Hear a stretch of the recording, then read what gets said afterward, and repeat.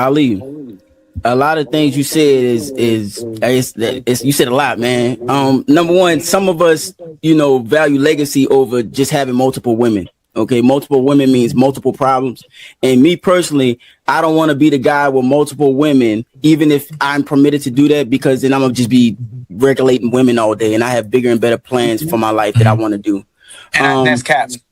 That's not cap, bro. I'm telling you 100%. No, it's not. Because I'm the representative of myself, Ali, and I know myself better than you do. Trust me, I've been with myself. I know, and a lot of men will say that when they know it in your nature. So if your woman told you could have more than one woman, and that woman will work with you, and you can build with them, if she wanted to have more than one woman, I would tell her hell no.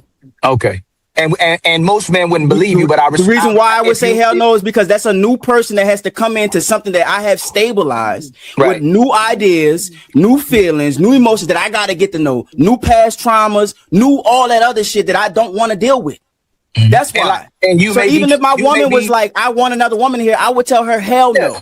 And you may be different, but most men wouldn't believe you. Most men wouldn't be believable. You may be it's cap to me. You may be telling the truth. But it's just capped to me. How's it capped to you, bro? Because if we can operate, so how many women were you dealing with before you got with your woman? One. So I'm a one woman guy because I don't like to have to navigate and navigate women's emotions and regulate them all the time. I got things that I want to accomplish in my life that I want to put time towards. My woman is enough. I got to listen to her day, listen to her problems, help her regulate a whole bunch of stuff. It's enough. You know what I'm saying? I don't want to do that times two and then still be able to do this stuff that I'm doing right now and build my businesses and, teach my sons, you know what I'm saying? Build myself. That's too much work. I got one woman that's good enough. Where would you have the least problems, being single or in a relationship? Where would I have in my relationship? Where would you have the least problems? In my relationship. Okay. No. Why? Because legacy is a part of what I'm building. So I need her to help me. I need her to help me regulate that. If I gotta do it all by myself. My children, my sons, the house that I own, that I'm passing down to them, the businesses that I'm building. So all of that, she's helping me organize that because she's taking care of my children. I have a fitting wife to be able to help me build my legacy and get on my program. I can't do that by myself. I can't bear children by myself. If I bear children by myself, I'm gonna have a baby mama that I got to deal with, and then I have to raise my sons in a broken home where I have to unteach them the shit that they mama teaching them because she don't have my leadership to teach her the right shit. So I would prefer it like this. This is well thought out. This ain't me just going on no carnal behavior like the rest of y'all. They watch, they hate, then they copy.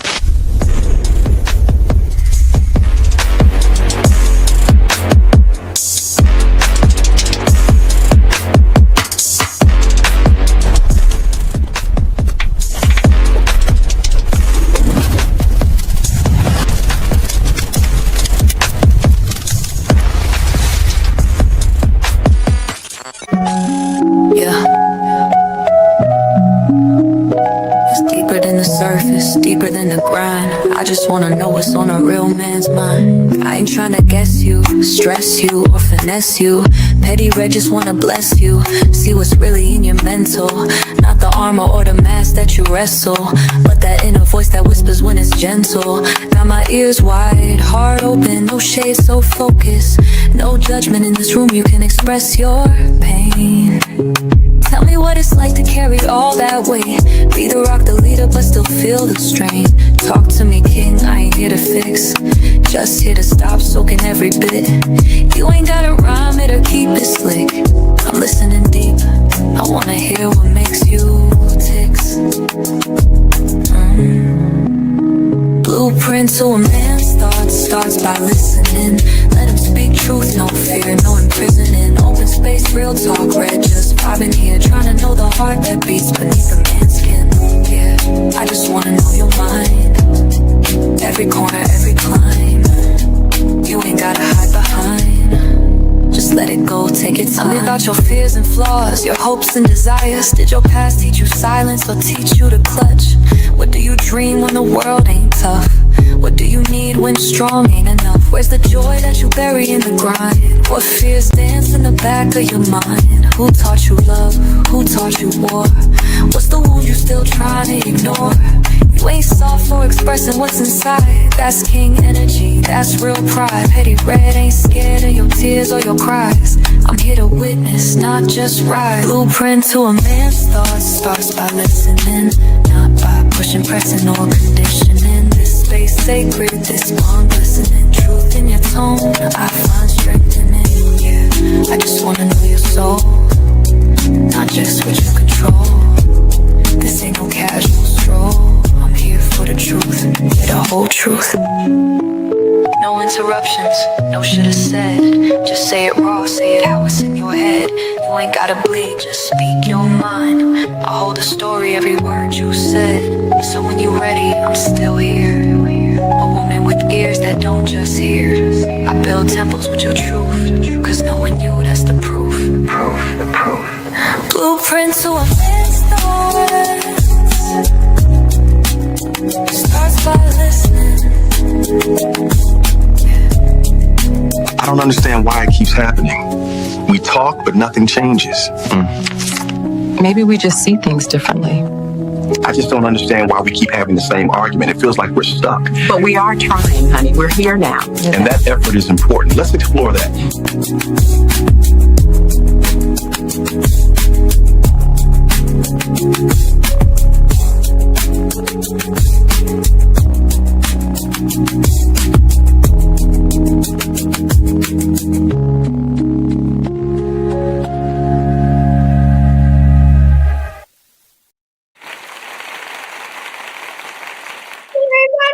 Welcome to Red Let's Vibe, where the vibe is always positive. How y'all doing on tonight? Hey, brother. Sister, you've been on. What up, dog?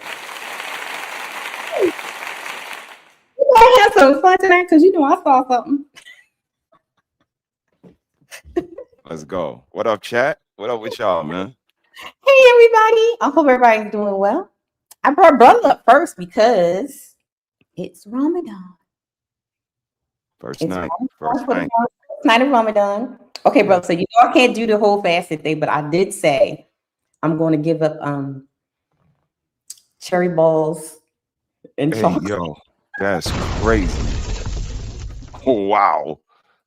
No cherry balls and chocolate for Ramadan. Appreciate you. I have to eat. I did gain 2 pounds though. Let's go. Hope the Most High accepts your fast. Here's the thing for me though, sis. It's also Ash Wednesday. Yes, for the Catholics. Which absolutely, which commemorates the 40 days of fasting leading up to Easter. So we ain't different. No, all the same. So I have something for you guys for Ramadan. We want to say happy Ramadan, everybody.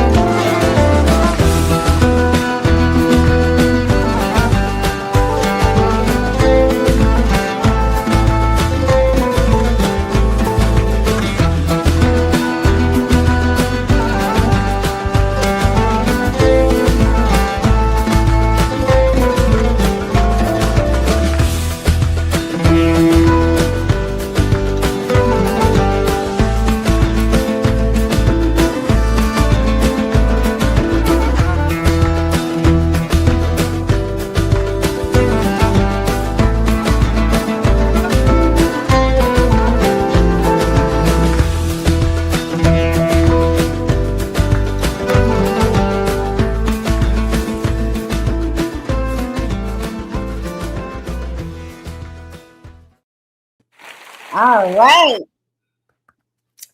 So, welcome to the whole panel on tonight. Before we start, anybody know who Jay Trills is? Anybody know who Jay Trills is? I don't know who you are, sir. So, that's my cousin. That's my cousin. Oh, sorry, I was on mute. Okay. You gotta come like on camera, baby. Okay. Hi, cousin. Can y'all hear me? Yeah, I can hear you. Oh, I didn't know it was one. Okay, my bad. Hello, nice to meet y'all. All right, that is Miss CEO's cousin. Hi, everybody. Shout out to everybody that's tuning in on tonight. Tonight we have a special guest on tonight. We have a special guest. We have AD the Kingmaker here. Hey, AD. How you doing?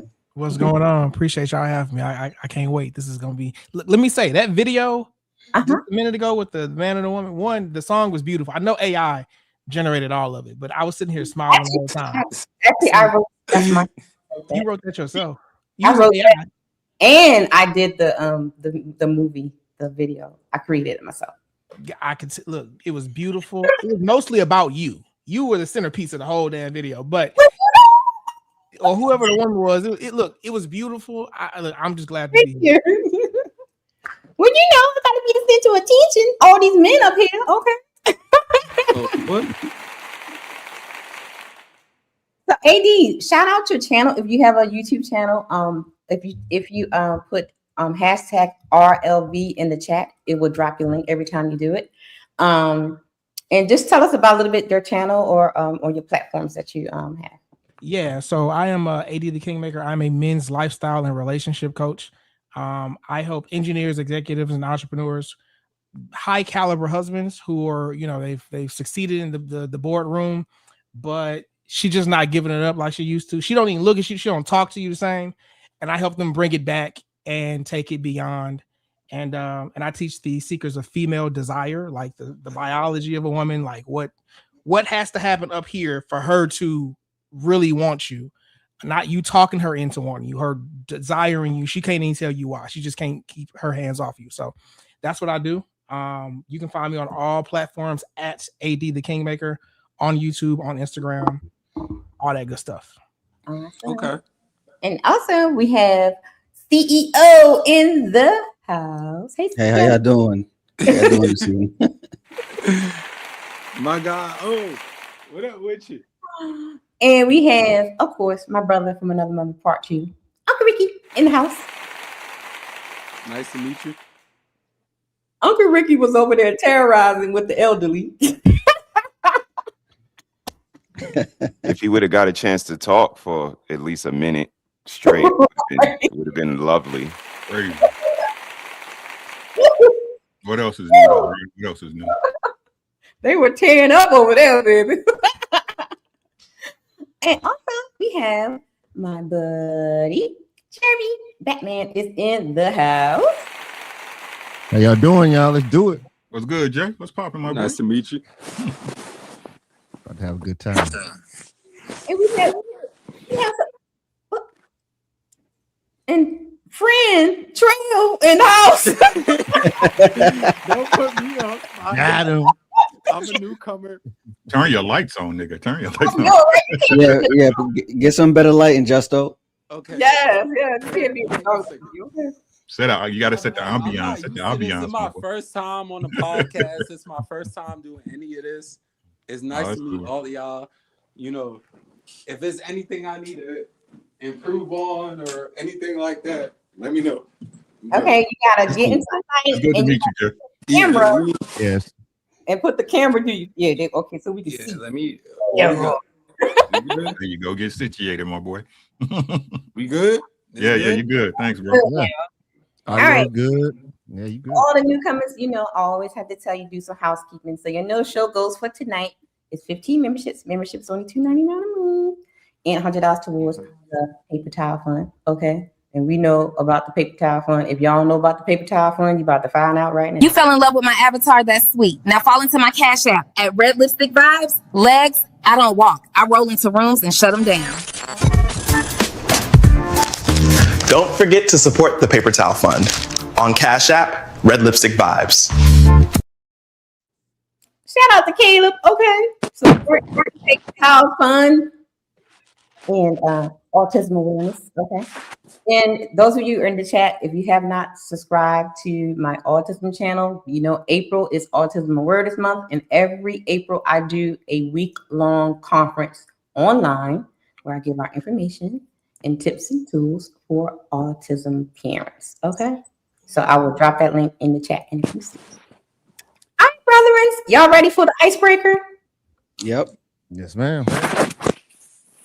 Jay, you got the you gotta like get some headphones or something because you moving and your mic or mute yourself before you move your joint. Yeah. Okay. I'm just seeing Jay sweatshirt though. We're gonna be a little nicer to him though. I'm seeing his sweatshirt. Oh Lord. In his sweatshirt. We're gonna be a little nicer to Jay tonight. That's great. I apologize that I caused because again, I'm new to this platform and I know it's probably nothing but inconveniences. I appreciate you, Omar, for even. We got you. You're gonna be all right. I appreciate you, Omar. We just cutting for up, man. Bringing me onto the scene and giving me this opportunity. But I'm gonna work with y'all. Just give me. Never say my real name online again. I know. Apparently, I'm just fucking up left and right. I apologize. Any inconveniences. Police. Anything y'all gotta give me, like, let me know. You know where I can. You good, brother? No, you good. You good, bro. I'm on mute for a second because we about to play a video. All right. Okay, guys, look. I found, because we've been having this conversation about logical and emotional women, right? Because they think women are just logical out here in these streets. So I put together a little compilation for y'all.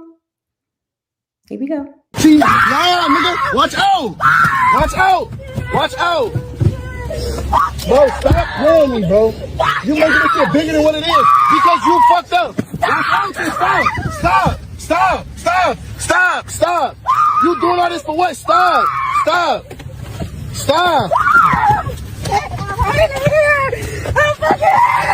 Now you're showing yourself. Now, for some context, she is crashing out because he called her cheating. So she acted a fool. Here we go. Stop. You're mad because you got shit going on? Should be embarrassing. I hope you ain't calling the police. Oh God, I hope you don't. Oh God, I don't care. Then stop. We could delete it right now. I will kill y'all ass. I don't give a fuck. Bitch, I lay all y'all hoes out. Real motherfucking talk. Y'all fucking with the wrong bitch. I'm so sick of y'all. Stop fucking with me. Y'all not gonna stop fucking with me till I kill somebody around this bitch or lay a hoe out. Tamarcus, you ain't on that. He started riding by. Watch what I do. Bitch, I hit your shit. Real talk, bitch. Knock your shit loose, hoe. Don't fucking play with me, bitch. Don't fucking play with me. Just knock his shit. Bitch, don't fucking play with me. I keep telling y'all hoes, stop fucking with me. I don't have no motherfucking common sense in the world. I don't give a fuck when it come to me. I'll kill you bitches. Real talk. Bitch, you asking for it, so I gave it to your bitch ass. Not the whole motherfucking back bump out, bitch. Don't play with me. So sick of this hoe. Bitch, I don't give a fuck about my car. You damn right my car toe up. Guess what? I'ma tear y'all shit up with this motherfucker. This bitch still gonna be driving and rolling. Hoe don't want to see me with shit. That's why he doing the shit he do. Take your bitch ass on. Lame ass hoe. Bitch, you can't know me. I'd kill one of you bitches. Real talk. I don't play, bitch. Never played.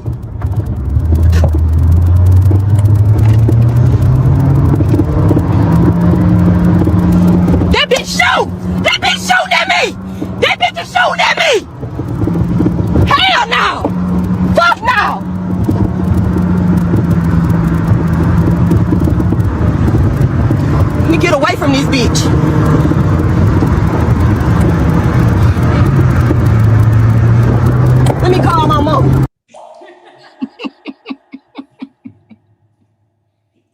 This Wait, one, what? this woman got her son. He turned, I think, 14 or 15 or something like that. A stripper for his birthday. With the cake on her booty when he came home.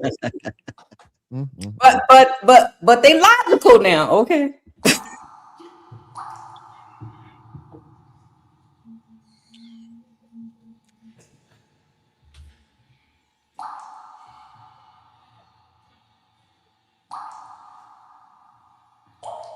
Can you name any rights men have today that women don't? Rights that men have that women do not know. No. So then what laws are feminists fighting for? Shit, that's a good one. Shit.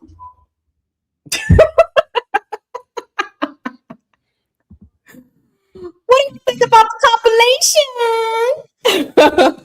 Yo. That second one was crazy. Yeah. With the car. I think if that lady would have shot her, it would have been No. It wasn't a lady. She was beefing with her boyfriend. Oh well, whoever that person, if he would have shot her, I think that would have been justified because she tried to hit him with the car. Yeah, that first one with the lady beating herself up and getting all flustered right before she calling the cops. That's scary. Right. Like when women be like, "Oh, what's one of your biggest fears?" I'd be like, being locked in a room with a little girl, and that's what I'm talking about right there. Yeah. Can I be honest? Can I give my honest feedback? Y'all probably not gonna like it. No, you gonna lie to us. Go ahead. I'm conflicted about that last one. I'm conflicted. I don't know if that's a good mother or not. I'm conflicted. It's a good mother. Go ahead and say it. You can say it. I'm conflicted. Go ahead, man. I'm conflicted. Yeah, have my mama did that for me at shit. Come on, mama, let's go. But I don't know. I'm conflicted. She set him on a straight path. What would you think about your mama did that for you? What you think about your mama? Thank heavens, mama. I've been trying to get some ass. Thank you. Right. But behind that, what you thinking about? What you mean? Behind that. You just gonna leave it at that? My mama bought me some below pussy. The surface. Yeah, below the surface. Yeah. You just gonna look at it like I'm that? appreciative of it. What else is there to think? But again, I'm an adult now. I'm an adult now. Okay. I don't know what I would have thought. But at the same time, you gotta assume. I think you assume that I think highly of my mother.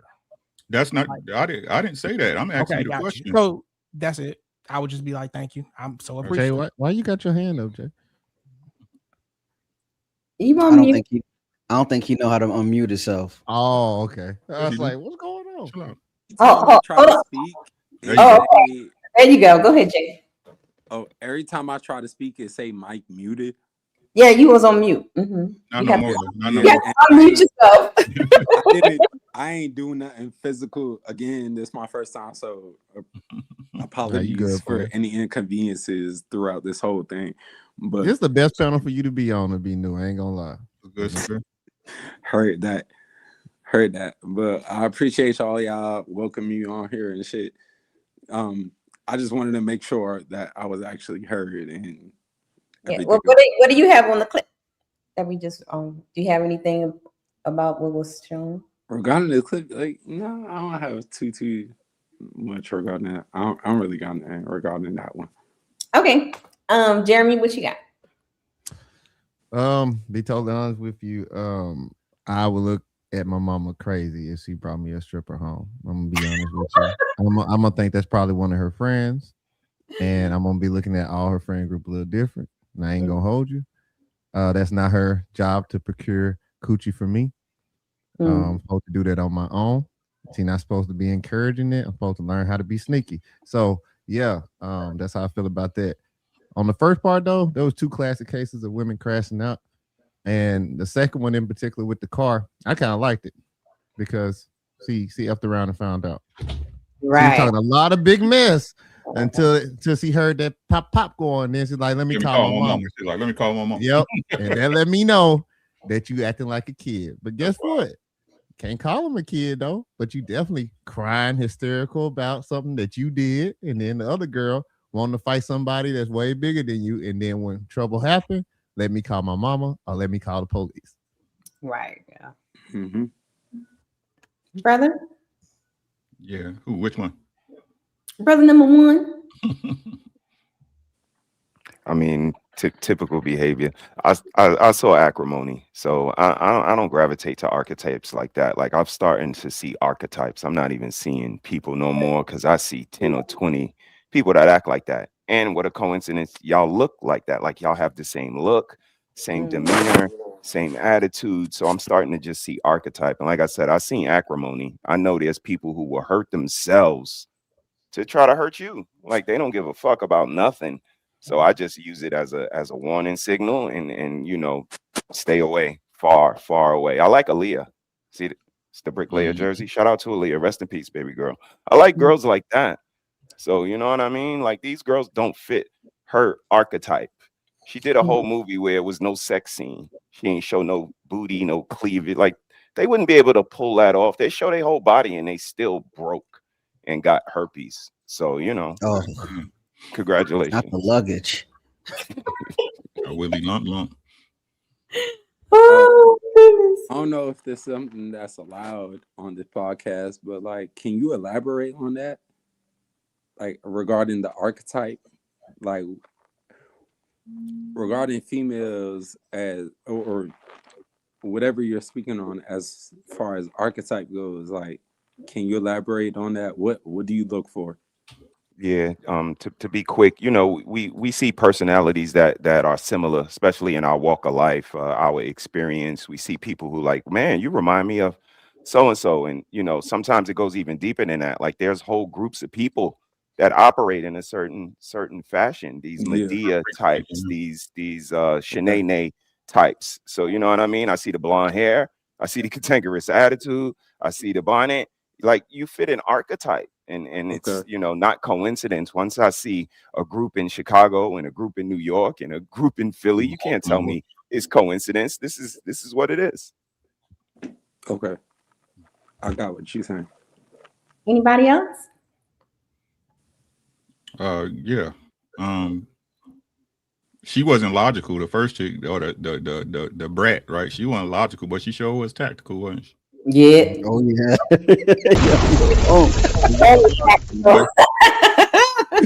It was not logical, but it was a good ass tactic. You see what I'm saying? And I actually got a question, AD, because if my mama bought me a woman like that, I'm gonna think my mama a hoe.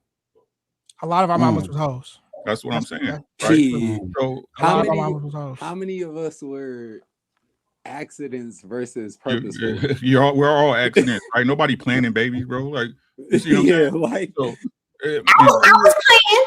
Good for you. Good for you. You good for you. Shout out. Tell Papa said, hey, right? But nah, man, it's like yeah, man, it's like I just been thinking about this with her. Like, what? Like, so they say we complain about we complain about the community that the black woman created and trying to run away from right now. Y'all get what I'm saying? Yeah. Like I said, and that's what my bro said, right? Like, but hold on. Give me a second. Right? Let him finish. Jay explain and then you rebuttal. Right. So it's like my bro said, like it's to the point now, like where you don't even see the girl, you see the person, you see the personality first. You know what I'm saying? Like it's like it's almost like scanning at Walmart. You know what I'm saying? Yeah, boop, boop, boop, right? It's produce, you know what I'm saying?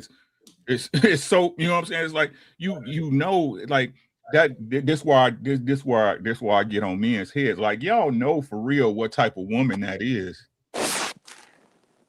Y'all know for real. Now that's not saying some of them ain't chameleons and pull the wool over. I'm not saying that, right? That's definitely a possibility. But I'm saying in mass, right? Y'all know what y'all messing with.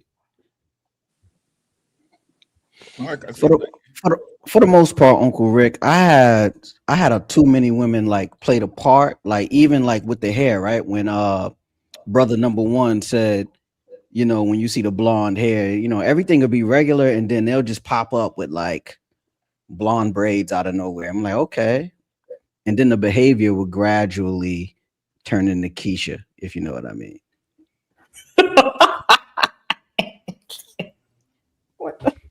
I mean, but that's the thing about it. Like the blonde hair, what was it? Her hair that she curates every week and she just dyed it blonde?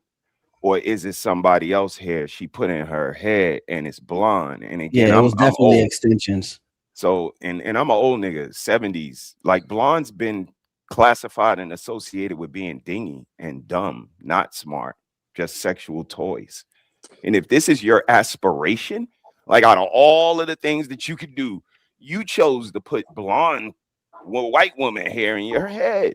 So that's an indication for me. And that's why, like Ricky said, y'all know who y'all fucking with, whether you ignore it, suppress it, push down because she got a big butt or whatever the case may be. Yeah. But you know what it is. And that's why It really it matter begins how to be you so look at unfair because we get the blame ultimately. And it's like she was a chameleon. She was whatever the case may be. So, protect yourself at all times, like my bros say, and govern yourselves accordingly, fellas. Good luck. I got a question. Do y'all love these hoes? I love my I mean, yeah, my wife. I love her to death. Honestly, honest to God speaking, can y'all hear me? I'm coming through. Yeah, we hear you just fine, bro. Yeah, like, nah, I don't think any man love these hoes, but I do think, like, depending on where you're at as a man and what stature, if that's a good wording for it, like you're at, that will decide if you actually like not love these hoes, but like resonate with them. You love your mama? Of course. You love these hoes? I love hoes. Earlier. I love hoes. Ain't nothing wrong with hoes. But at the end of the bad day, rap. that depend on where your mama was at. No, my stance, bro, is that they all hoes. You know what I'm saying? There's good hoes and bad hoes. That's all. But Yeah, I mean, Uncle Rick. Yeah, like you're not familiar with Uncle Rick. Uncle Rick he believes all women are hoes. So when he say hoes, please take no disrespect. He's just describing. Hold on, my son banging on the wall. Hold on. Oh Lord. Okay. I was about to say, but as far as like me being Genius cousin, like I don't ever take anything that anything that he says or anybody that he's around, like I don't take anything super critical. Like I'm a circumstance kind of person. Like I look at everything in circumstance, and like I could see the view of all or like women just being looked at as like that, but at the same time, it's like nah, gang. Like nah, gang. Everything gotta be circumcised. Let me paint a picture for you, Trio. All right, so what's the number one reason why men ain't happy in their marriage? The number one reason. Is it because of money or because they ain't getting none? I say because they ain't getting none. Okay, so that means that you want your woman or your significant other to be a hoe for you. You want her to be able to do all those things. But don't all men do? Yeah. Yes. And this is so that's why you want her to be for you. I'm not saying this on a like so general aspect that it's super general, to be honest. That's the problem. I'm more so saying this because say like I'm trying to see if there's any fight back or any repercussions. To what? Because at the end of the day, like, yeah, this is how I look at it. But is there anything substantial to thwart me from that train of thought? That's what we've been talking about. That's what we've been talking about. You got it, Rick. You got it, bro. Oh no, like I said, they all hoes, right? And then I'll also say, granted, like I ain't, you know, I'm not super in the nitty and gritty of all of these things, so y'all that have been here and communicating across time, like I don't think I'm gonna have something substantial to say to y'all. Nah, you good. You good, bro. All right. So just wait till you ask a question and observe. So I'm here for the intake. Like I'm waiting for something substantial from y'all to me. Like okay. Don't expect nothing from me, but like I'm more so expecting something from y'all. What you expecting from me? What you expecting from me, young Why boy? are you doing this to him? Let's just lipstick. Mute this little nigga. This my little cousin. Like, Mute him. I don't know what I'm pulling rank. Yes. Next caller. No, what I'm saying is that this, right? If we gonna go on this, we gonna go down this road, right? Any woman worth her salt, right? Even the best woman in the world, right? The best woman you know, right? Yeah, she worked for herself. Right. No, it ain't got nothing to do with work. Right. Let him cook. Let him land his plane, and then you can go back. Okay. This is my opinion, right? I might be wrong. I'm not perfect, right? I ain't Jesus, right? But I look at all women as hoes, right? Especially because any woman worth her salt is not laying down with a man for free. Right. That's right. A woman who lays down with a man, like I said, I was saying earlier, right? Y'all name me a woman who that she just gave you some, and that was all that was needed. And it was a long, outstanding relationship, because if that's what it was, you still be in it, right? Mm-hmm. If it was a girl who just let you hit with no attachments, no dedication, woo woo, so forth and so on, right? We all know if you hitting a chick, eventually, what's that conversation? What are we? Where is this going? Right?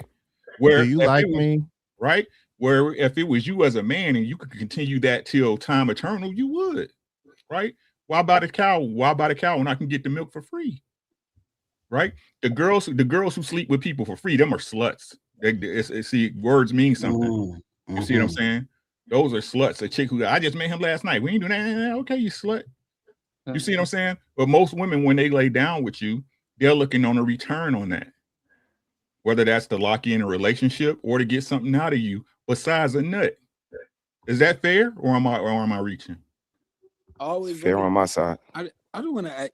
Can y'all hear me? Because every time I speak, no, we mute you. We mute you when Uncle Rick is talking.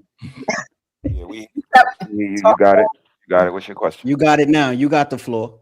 Yeah. All right, because I was gonna. No, I agree with what you're saying, Uncle Rick. Like, I completely agree with what you're saying, because I feel like, women ain't gonna look at shit like that, women ain't gonna look at shit like that, but shit's not gonna be viewed in that perspective. Like, if you out there and open with your shit, like, that's just how. I mean, but that's why he put it the way he put it, that the words have meaning. Slut and whore is a little bit different. But for people to not look at it like that, it's a little bit insensitive, because like he said, that they're whores. We're also Johns, like we're tricks. And we can tell you how much it costs for us to maintain our relationship with our woman. The car note, the mortgage, the insurance, yada, yada, yada. Costs about $70,000-$80,000 a year for us. Roughly date night. $65,000. You know what I mean? Like, if you look at it realistically, there's a ticket that comes along with us keeping our woman. For them, they wouldn't be able to kind of reciprocate on the other side. So that's why we kind of look at it like that, because realistically, that's kind of what it is. It's a transaction. Now, some of us are willing to go above and beyond because we love the woman that we with, but she's absolutely my woman. So I want her to be my slut, my hoe, my queen, you know what I mean? Like, this is what society tells us, right? She's supposed to be your everything. You view her in the aspect of everything else, like she able to accomplish XYZ thing. Like you just said, that's my slut, my hoe, my woman, or whatever the case is. Like, she's able to accomplish that, and further and foremost, but it's not really no but behind it. It's just more so you just don't like the wording. Mm-hmm. That's Most okay. people don't. I'm not gonna say I don't like the wording. Like, No, it's okay though. I get it because if you raised anywhere close to the South, I get it, like 100%. I'm not though. I'm from New York. Well, I don't know why you got a problem with it. That's what I'm trying to say. I tell you, Jeremy, you got a cape in his closet. That's why it's a cape in his closet. I don't really, let me come clear. Like, I don't really have a problem with the wording or anything like that. Honestly, like, don't y'all be calling each other, hey, yo, I'm B. specific of a person. Like, I look at everything situationally, if that makes sense. Like, I look at everything given every situation, and then not only that, like, I'm this is my first time encountering all of y'all and everything. So no doubt. Just we got you. That, we got you. Let's like, let AD get in there. AD been sitting very patiently. Shit out. AD, what do you think about what you heard so far, and anything else you want to chime in with, bro? You muted. You muted, AD. Appreciate that. I think that y'all are mostly right. Just for some background context, I spent over $100,000 last year, like learning from different men, different types of men, right? To understand female desire and all that. And so, like, I studied pimps, I studied swingers, I studied men who have multiple wives, I studied wives who have multiple husbands, I studied pickup, I studied all these people, right? And there is a cost to entertaining women, but the more she likes you, the less the cost is. Me personally, I like women who make money. So if, like, my rule, what was it? Was it last year? Yeah, no more poor women. No more poor women. Because if I said there's a curtain and behind this curtain there is a person, whether it's a man or a woman. Matter of fact, if I said there's a man behind this curtain and he is 45 and he been broke his whole life, you would say that nigga makes bad decisions, right? So it don't matter if we change the gender out. If it's a man or a woman, that's if you broke and you 40 something and you old and you an adult, that's fair. You just are a person who makes bad decisions. So women tend to be liabilities because they make bad decisions, right? So no more broke women. If you fucking with broke women, leave them alone. But that being said, I also believe that if your woman is not giving you her money, then that's not your woman. She don't like you like that. Women buy gifts for men that they like too. That's very and so it's something when a man is, doing all this extra stuff, or maybe he's romantic, whatever, but it's like no one pays more than what they have to pay. You know what I'm saying? So it's simping when a man does it. It's simply attraction when a woman is doing it. And I like women who like me. So I like women who like to do for me. And yes, I expect you to be my hoe, all that. But I think they all are hoe for the man they like. Yes. For the man they like. Yep. And I think there's also a sector of men out here who call women harsh things because he didn't get the fuck. Because if he had hit, then it don't matter. And just because you hit don't mean I can't hit. So like, you're not even, it's not even competition like that for real. Cause she gonna give it away to who she want to give it away to. Mm-hmm. Okay, I agree with that. Going up there, genius. Well, I'm good. I'm waiting for the next topic. Moving along. Y'all ready? Okay, so y'all know what the show title is about. Y'all know what it's about, right? No. Uncle Ricky, come on the I'm gonna take a guess and say coochie. Polygamy. Yes. So, the conversation from the last time when August and Ali was on the piano, I found that conversation a little bit interesting when August said this. So let's see what he said, and then I got some. Ali, a lot of things you said is you said a lot, man. Number one, some of us, value legacy over just having multiple women. Okay, multiple women means multiple problems. So the first thing he said, some of us value legacy over having multiple women. Y'all agree with that? Sure. No. Yeah, I could. It's some yes and no, because like I think a lot of men's legacy is to have a long list of women, you know? So that's where I'm at with it.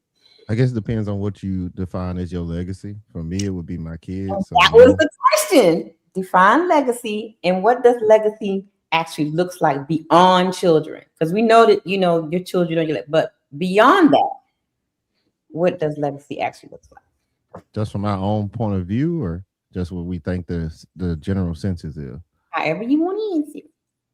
All right. Well, my point of view is establishing some type of wealth that can sustain the lifestyle that I want to live and be able to elevate my family as a whole. So that's what my legacy looks like. That means making sure my kids go to school and do well, making sure that they speak more languages than me, do more than me. And I work and I invest and try to be smart in my decisions, while also showing them that even while you're working, you can learn something new, and encouraging my wife to continue to do what she needs to do, pushing her in the direction that she needs to go, so that if she wants to continue to work and she gets to a point where she doesn't want to work, she doesn't have to. And just making sure that we're diversified in our folders and doing things that we need to do to ensure that we don't have to do them by the time we turn 55, 60. Yeah, I would say just having a long list of accomplishments for my kids to study, and just leaving them something that can give them like a that can help them in their future, like leaving the ladder there. You know what I'm saying? So they can continue to elevate. AD. I think that people focus on legacy. Like, I think people use a lot of words that they don't know what the fuck they mean. I don't know what people mean when they say legacy. I think Jeremy is right. Everybody has their own perspective. I don't think about legacy like at all. And that might sound dumb or whatever, but I don't. I think about what the fuck I want to do today. And then tomorrow, I'm going to think about what I want to do tomorrow. And as long as I get up and do what I want to do, with who I want to do, with how I want to do it every day, my legacy is a nigga who did what he wanted to do. Like, that's it. And what I want to do today might be different than what I want to do 20 years from now. Right. But like, this whole idea about legacy is like, it's like your legacy is what, a story that people tell, but no one knows everything, right? Like, Jordan's legacy is that he is the GOAT or whatever, but like, he didn't win the most rings. That's like, it's just what people say. You know, that's what it is. Your legacy is what people say about you when you're gone, right? Or what people think about. I don't give a fuck what they think about me today. I could really give a fuck when I die. So. Okay. Uncle Ricky, define legacy, and what does that look like beyond children? Nothing. Okay. That was simple. It's nothing. If you didn't have children, there's nothing left of you once you leave here. So how can it be a legacy? Somebody else saying your name and what they think about you, or what stories were told by other people about you. That's not no legacy. That's conjecture. Your kids, you was put. I don't care what y'all say. We was put on here to make more of you. That's why you here. It's crazy how horses understand it, roaches understand it, ants understand it, but we can't seem to grasp it. God darn it, roaches. That's why you here. That's how you got here. Everything else is just a mask to that. But hey, y'all got it though. Brother? Yeah, the previous two fellas was absolutely right. I can't control it. That's the thing. Legacy. Carrying on the Harris name and hopefully perpetuating the values and upholding the values that me and the missus put in place, because they wasn't here before us. Like, we were the cycle breakers. We the ones that changed the trajectory. And our kids are one coke habit or one bad mistake away from fucking up what you call a legacy. We could leave them millions. They could sell the house. I watched my family do it. Sell the house, fuck the money up in less than 6 months. What kind of legacy is that? Hey, bro, they want bad interpretation away.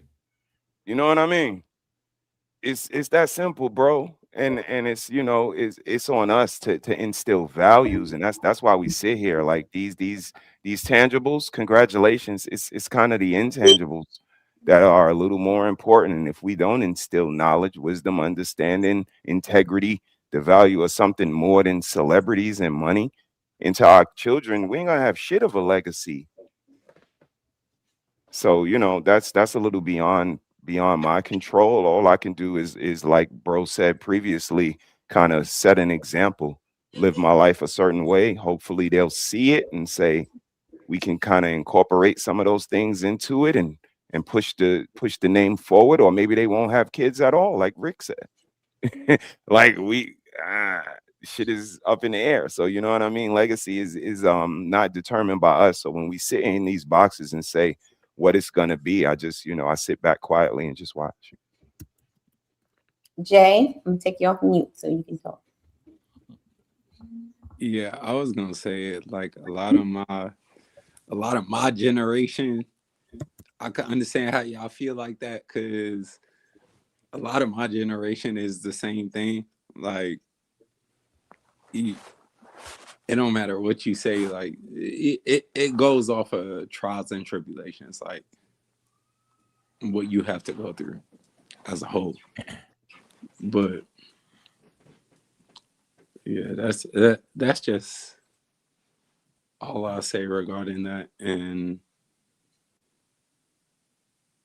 like, when it comes to everybody else, like, or I mean, not say it like that, but just being that it's so, like, my generation has such an urge to go through shit themselves,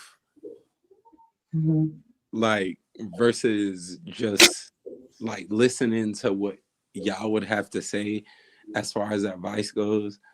Like, he calling y'all old. I pray you get old. It's a lot of shit. I mean, it's a lot of stuff that Genius done told me that would have helped me as I got older. That if I would have just taken the advice, it would have been all right, like simple shit. But it wasn't, because I didn't just take the advice, you know.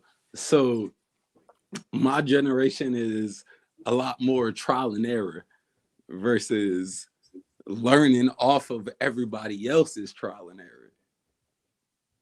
error. Jay, what's your generation? So I'm 27 myself right now, right? Okay. And so I think I fall into, what is it? Millennials? Do I fall into? Or I don't keep up with. I think you Gen Z. Yeah. Nah, no way. Yeah, that's you. Gen Z. Yeah, they think Gen Z is the dumbest generation. I'm sorry, Jay. Nah, I'm not there though. But anyway, if I fall into Gen Z, hypothetically speaking, let's say I fall into Gen Z. You do. How old are you? I'm 27. All right, I fall into Gen Z. I ain't even going. 1997 to 2012 is Gen Z. Bro, like, for me, I see I see a lot of the things that holds back, said Gen Z, from moving forward, and that's just holding them back in general. Like, I see a lot of it. We do too. We do too. I know. Being that I'm Gen Z, I could probably call all of y'all my old heads. That's cool. Like, oh damn. Yeah, all of y'all. That's cool. I'm alright with that. But at the same time, like, I don't think I have the same perspective that most of my generation would have onto how we've been taught and how shit go. So, like, it's just that, like, I respect all of y'all perspectives and like how y'all live y'all lives, because at the end of the day, I think there's a lot to be learned from what the next generation after Gen Z. Like, I think there's a lot to be learned, like for real. So that's just that. So it's hard for me to differentiate. But well, being a millennial, right? Myself, right? Mm-hmm. I can see that Gen Z has a lot to prove, and then the generation after y'all are easily programmable. Yeah, I'll say that is more so an aspect of there's a lot to prove. Like, you hit the nail on the head, because it's a lot from my generation to prove. Like me specifically, I don't have shit that I care to prove to anybody, because I feel like there's a lot of things that I can actually teach old heads. Shit. There we go. You being genius. Shit. I feel like there's a lot of shit I could teach old heads versus having something to learn, which will dictate the difference. But I don't think there is a lot to be proven as well. But you know why that is, right? Because we ain't create nothing. No, it's because y'all actually grew up with technology. Y'all the first generation to be fully integrated into technology. What do I mean by that? You can pretty much find an answer to anything. And then you look at people that are older than you, like in other generations, and they don't know how to cut on the TV. They don't know how to work the Fire Stick. I don't agree. That's what go back to what I was saying about the not creating nothing. Like, we ain't create nothing. Yeah, no, I think you can create stuff. I just think that because you are integrated with technology, that you have to figure it out. You're growing with AI right now.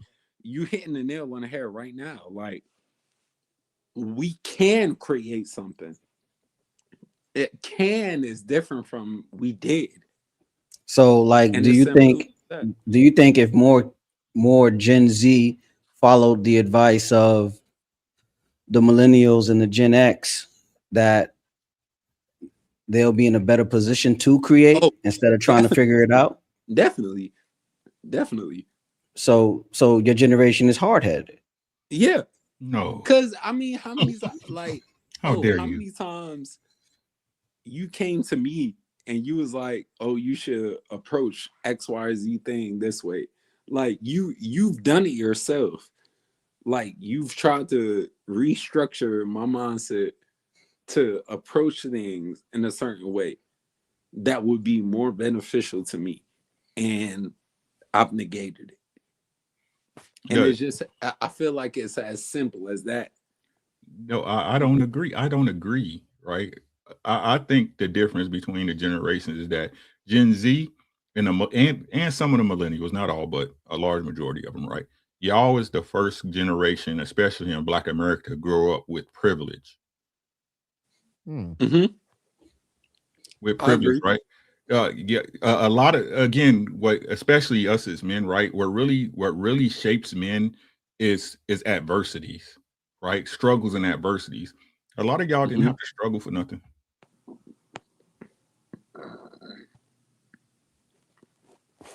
That's a fact. Yeah, and when he say struggle, it's a lot of, there's a lot of silence when he says, like, a lot of y'all men ain't have struggles, etc. But like, what did you have a bully? Did you have a bully when you was growing up, Jay? No, I was, but the only reason I'm isolating on that is because what man do you know that deals with struggle and adversity and is open about it? I am. Me too. Sports players. Outside yourself. Okay. And if you're a man that's open about it, you should know the trials and tribulations of men that aren't. But here's the thing, though. Struggle isn't a condition for anything anymore. I was talking to Top Cat OG in the Discord earlier about struggle. And basically, I mean, you're not working with yourself to get to know yourself, because that's what struggle does, right? It lets you know what your limits are, it lets you know what you're capable of, and then you either evolve or you say, okay, that's not what I'm into, that's not what I can do, I can't deal with that, right? But y'all don't do that, and for whatever reason, you just keep going and don't ever try to like push past your own limits, and that's what I see as the weakness. It is, and you're absolutely right. You're not wrong at all. Like regarding that, like I can't label you as wrong, but at the same time, Jay, can you count? All we seen is like the top of your head when you talking. my bad. But like I can't see what you're saying is not wrong at all, but a lot of the like what all people fail to realize and conceptualize is what it takes for a said person to be to incorporate that mindset into their being.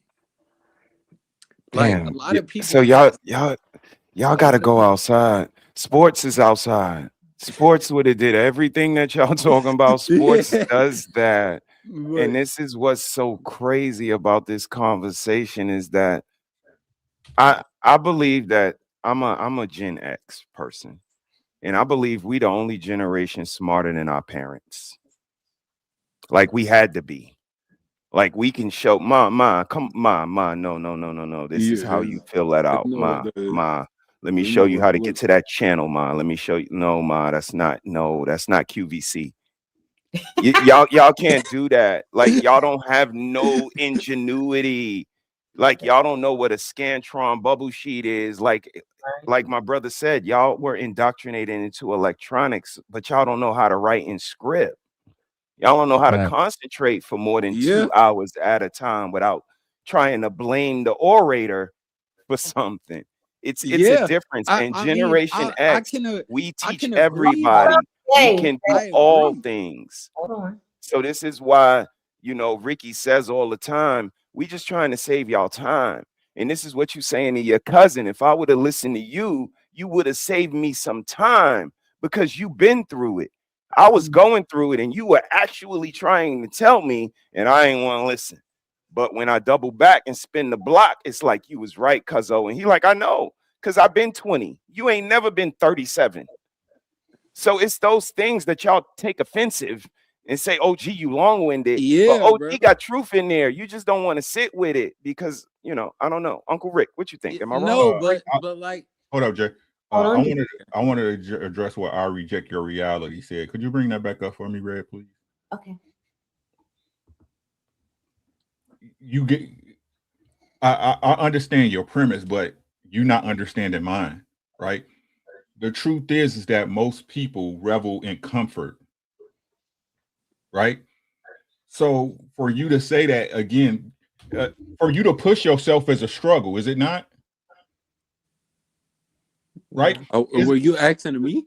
No, not you. I'm being what's name, right? Is that not because you have to push yourself out of your comfort zone, right? Isn't that a struggle for most people? Right? Doesn't it have to be a learned behavior? Right? So it's not bottom up thinking, it's just understanding the nature of most people, right? Once they find something that works for them, they usually stay there. Is that fair? Yeah. I mean, even though a response is not needed, I agree with you. Like I understand that. And again, you're not addressing, you're not respecting my premise. How many people have that mentality then? Would you say on average that that's the case? If it wasn't a struggle, then it would be easy. Like, you see what I'm saying? You're looking at struggle as a negative thing. Struggle is not necessarily a negative thing. It's putting pressure in a certain situation so you can figure it out. Dealing with adversity is a struggle. Right. You're struggling to get to the end. And this is my thing. I reject your reality. Life for most men is just the journey between one adversity to the next, with some good times in between. right? Because life is pretty mundane until something hard hits the family. That's when the man really got to step up and, prove his salt or overcome that particular issue. You see what I'm saying? So what I'm saying, you're not wrong, right? But I'm not wrong either. So I guess two things can be present at the same time. Right? Yeah. That's a no, Jay, he wasn't talking to you. They pull up comments and respond to the chat. If you, I don't know how the phone situation works. But he like, can't see it. Yeah, he can't see it. Yeah. Yeah, I'm about to say like that's fair. That's fair. I reject your reality. That's fair. Anything That's fair. outside Keep of coming. your That's mic fair. is That's muted. totally fair. That's totally fair. I can see that point. So, okay, let's continue because I got a question. And me personally, I don't want to be the guy with multiple women, even if I'm permitted to do that, because then I'm gonna just be regulating women all day, and I have bigger and better plans for my life that I want to do. Let's stop right there. AD, what's up? What is polygamy? What is polygamy? Yes. Okay, that is okay. You call me off guard. So polygamy is like the big umbrella term, right? It's like it just means everybody fucking everybody. That's what it means to me. Anyway, that's the umbrella term. It's many, like poly means love, gami means people. I don't know. It means there's multiple people, right? Right. And then you got polygyny, which is one man, many wives, or one man, many women. Like people use it all kind of different. One man, one dick, several vaginas. Okay. And then you got I forget what the other one is called, where there's one woman and many men. Polyandry. Polyandry. Is that it? Them were the weak niggas. They be involved in that. Polyandry. Yeah. And that's it. Yeah, that's what that is. As best I know. So we heard August say that he's trying to build his legacy and he doesn't have time for all these multiple women. So a lot of times when I hear men talk about the multiple wives and multiple women, they say this whole building a community or family thing, right? That's the first thing they say. But if they keep talking, they sound like, my problem child number 2. It always leads to shit.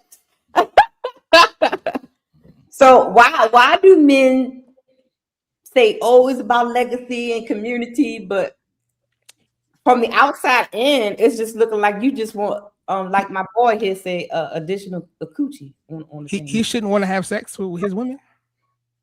No, you're not understanding what I'm saying. You're saying why is it always about sex? I'm asking you, right, why wouldn't? Right. Because whether I got one woman or multiple women, why I'm not supposed to try to have sex with her? You can have sex with them. So then what are we talking about? You shouldn't. But when men talk about it, right? They lead with, "Oh, I want to build a family."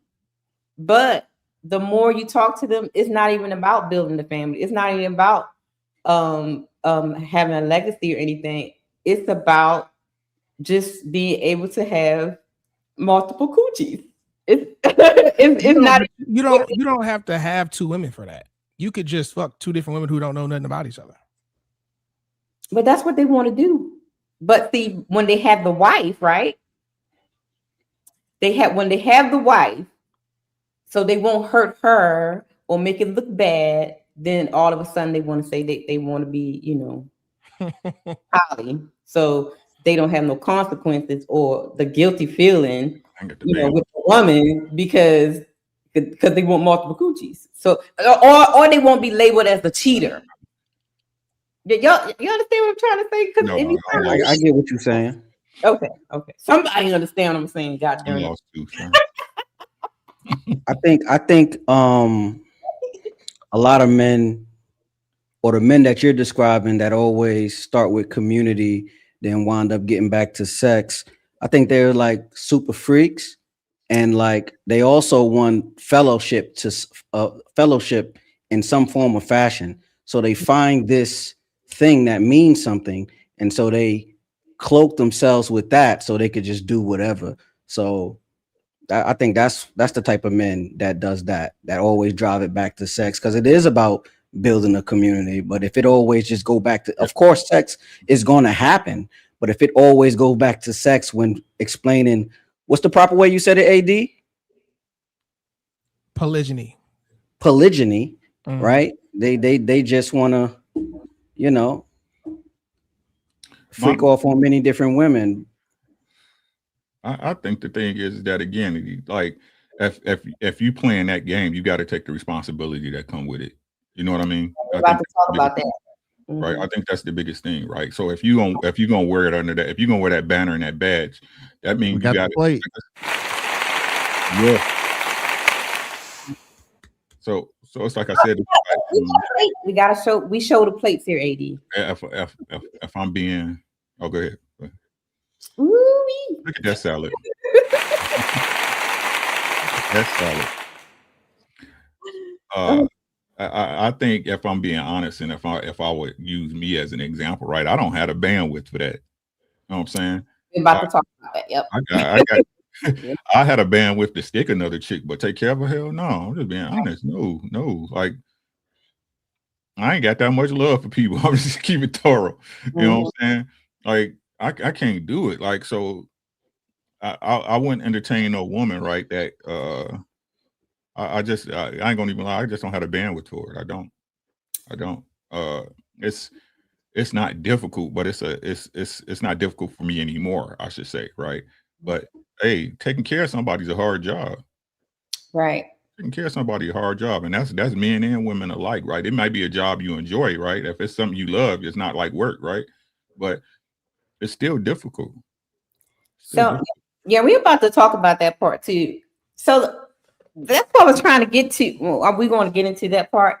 But it seems like when I'm looking at the TikToks and the different panels and things, right, it seems like more men are trying to like adopt the whole poly stuff. Not what it was mainly intended for, like the biblical sense of it. Like they love quoting the Bible, right? Mm-hmm. But all when they're talking, all they're talking about is because I can have another woman. I can have another woman coochie. I can have another woman coochie. I can have another woman coochie. They just want to be able. One more time, because I didn't say this part. All right. So one, I'm currently married, right? I'm currently looking for a sister wife. So if y'all like me, shout out. Go drop a message on my Instagram. Okay. And here's the thing: it's not just about sex, because there are other women who I can partake in things with, right? And I'm not gonna say it's about legacy either, because I don't use that word. It's about I'm a man on a mission, and if you with me, your mission, you are to be under the mission. You are to help me get where I'm going. Otherwise, you are a hindrance. Otherwise, you're my enemy, right? And so, the idea of another woman is there's two benefits. One, the more women, I'm speaking for me. I learn a lot about myself through women. Right. If this woman keeps triggering me in this particular way, that's information about me that I'm now learning, because she can't make me feel no kind of way. I dictate how I feel. Maybe there's some kind of childhood trauma that I haven't dealt with, and she's a reminder of that to me. Right. So I like dealing with multiple women for that sake, because I get to get better feedback. And when you love someone, then like you even are more vulnerable than what you would be if you were not, right? If you didn't give a fuck about them. And then two, like I said earlier, I like women with money. So that's more income coming into the household. Because I don't do bums. So it's very practical in that way. And then the extra sex is just the cherry on top, but you got to deal with her emotions too. So it's like, you got to deal with her emotions too. So it's like she's got to be worth the squeeze. Right. So, and most of them today are not. Most. I'm gonna jump in. I'm gonna jump in and kind of play devil's advocate to this one right here. I don't know where this is gonna go after this, but this is where you can tell people are full of shit, y'all. I'm gonna be honest with y'all. It's only about coochie. It's only about coochie. I was one, sis, you know me, from when we stepped in. I was the one like, yeah, this is the way. Like a family pulling in a single mom, like giving her some guidance, some structure. And we ain't gonna talk about the numbers part because it would cut the deficit of single mothers out here in the street, it would immediately cut those numbers because they would be a part of a family. So if it was truly about community, we would be doing it, because again, when women tell us we're going to surrogate, we're going to respite, we're going to adopt, we're going to bring home a pet, they bring home anything off the street except some coochie. And that's why it's only about coochie. Didn't I play a video yesterday where the girl said, let us borrow y'all husbands. Let him come over. He gonna fix the TV for me. I'm gonna drink wine with you. He could have a beer, and I'll. It's a win-win. No, it's not a win for the husband, because husbands get coochie. It comes with the title. Right. So this is why it's not happening, because nobody gives a fuck about the kids. I don't care how much y'all lie and say y'all care about kids. Y'all don't give a fuck about kids. Y'all send them to places that get shot up. That's crazy. So if you got a stay-at-home wife and the kids are going to some other person to indoctrinate them and teach them, come to my show on Saturday. I want to talk to you. So they don't love the kids. It's about coochie, sis. And rightfully so, because men like coochie. And when we're doing what responsible men do, paying bills, being responsible, coming home, we deserve coochie. And this is how you know, like the brother said, they don't really like y'all. Like, I know my girl liked me. Yeah, she wasn't no virgin when I met her. Shout out to you, Uncle Rick. But she walked up to me and said, nigga, we could do this the easy way, or we could do this the hard way. I ain't walk up to her. She came to me. Y'all niggas, girls ain't come to y'all, and then y'all wonder, like, why she don't like me? Because you sought her out. You were an inconvenience to her. Like, she ain't want to talk to you. You wasn't her first choice. Wasn't her second choice. So the way they look at it, okay, you can try to frame it however you want, fellas, but y'all want additional coochie. I think the additional coochie is just a bonus, though. I cannot. Here we go. Here we go. Well, I got a question about the de-discipline. Is it easier to just add women to your harem than to master self-control or de-discipline? I have a clip for y'all before y'all talk. Thing about it, when you hear a man say, oh, it's in a man's nature to be with multiple women, he trying to manipulate you, love. When you look up the word nature, it refers to animalistic ways. And then men go into this whole thing. And they do use that a lot. It's in a man's nature. Damn it. It's in a man's nature. Yeah, they use that a lot. Okay, let's go back. One thing about it, when you hear a man say, oh, it's in a man's nature to be with multiple women, he trying to manipulate you, love. When you look up the word nature, it refers to animalistic ways. And then men go into this whole thing where they be like, oh, well, we just like the lions, and how lions have multiple partners. Man, God gave us dominion over animals. I ain't no animal. What you talking about, right? Now, when you look up the word human nature, it refers to the qualities of a man. We are not born with the qualities of wanting to be with multiple women. That's not a quality, right? You have a desire. So say that. Quit trying to manipulate women. Quit trying to get over on women. Be honest and upfront. Let her know, look, I cannot be monogamous because I do not have enough discipline to be monogamous. I have a desire to be with multiple women. And I need y'all to let that marinate. He outside his side chick house right now. That's Derek Jackson. That's Derek Jackson. He sounded real stupid, but he was smart. He sounded so smart and stupid at the same time. Line his ass off. Line his ass off like he ain't no fucking woman in the same week. He play an instrument too. I bet you play something. I bet he play. No man want to have dick discipline. Dick discipline is some bullshit. And if you are a man, those are your dick and balls. If you are asking that woman, or if you're deciding you need to let that woman decide what you can do with your dick and balls and where you can put them, you're not being a man. I don't want to hear that shit. We are animals. We do have a nature, and he don't know what he's talking about. He's trying to get some coochie. He's trying to get there is no need for dick discipline when there is no pussy to get. I'm so tired of this argument. I am so tired of this argument. Tell him, bro. It makes no sense. If you don't let me fuck, I don't fuck. You know I want to fuck you. I walked up to you. Hey, shorty, Miss Lady, how you doing? You sure looking nice today. That dress. You know what I'm here for. Right. Yeah. We need to stop this. Listen to what I'm saying, right? Let's say the man's responsible and he did it the right way. Hey, Miss Ma'am, how you doing? I love to court you, you know what I'm saying? I'm real responsible. I'm marriage minded, right? I'm telling you right now, you know what I'm saying? This is what I'm on, right? Let me take you out. Where you want to go, girl? Right? I want to go to State 48. I got you. Ooh, can we go to this comedy show next week? Ooh, I got you, right? Ain't no man who did it the right or wrong way when he pursued that woman and it got to the point where she said, "You want some pussy?" Said no. Not a one. Not a one. Right. There is no, y'all need coochie discipline. Prince been telling y'all for decades, pussy control. A dick is gonna dick. Mm-hmm. Y'all really need to stop that shit. Y'all supposed to be grown ass women trying to blame where you put your pussy on a man. That's real talk. Do you know you're a little whore? You may not say you're a whore, but you is one.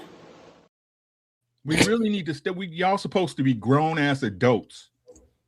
This ain't no somebody didn't push you in the back alley. No, he walked up to you. You know he like you. Do I know you like me though? Mm-hmm. Facts. You can know tell I like you. I walked up to you. I approached you. Mm-hmm. So stop this, man. Y'all be responsible for y'all coochie, bro. Ain't nobody like this. Don't make sense. This argument don't make no sense to me. We really need to stop that. We really need to stop that. What man is saying no to pussy he chasing? Dick discipline is a word that was invented by niggas who can't get permission from their woman to fuck nobody else. and women too. Women like to use shaming tactics. So that's what right. Don't nobody want to be disciplined. If you could, I love Bluebell ice cream. If I could eat Bluebell ice cream every goddamn day without becoming fat, I would do. I don't want to be disciplined. Don't nobody want to be disciplined. I don't want to hear that. That's not real. I think that was the first time I ever heard the discipline or something like was on YouTube when I came to YouTube. Because it's permission based. Mm-hmm. It's permission based. I don't understand this, right? Yeah, like these men that get a bunch of pussies are validated by the very women who say he should have dick discipline. Mm-hmm. The very women who will fuck him, right? Get a baby by him. They were like, "Oh, you're supposed to be a father." Step down. You didn't know. Y'all validating that dude. Y'all making his point. The same way a man will make a woman's point if he's sending her cash apps for nothing. Mm-hmm. Yeah. Stop this shit. If y'all want men to practice dick discipline, stop fucking them.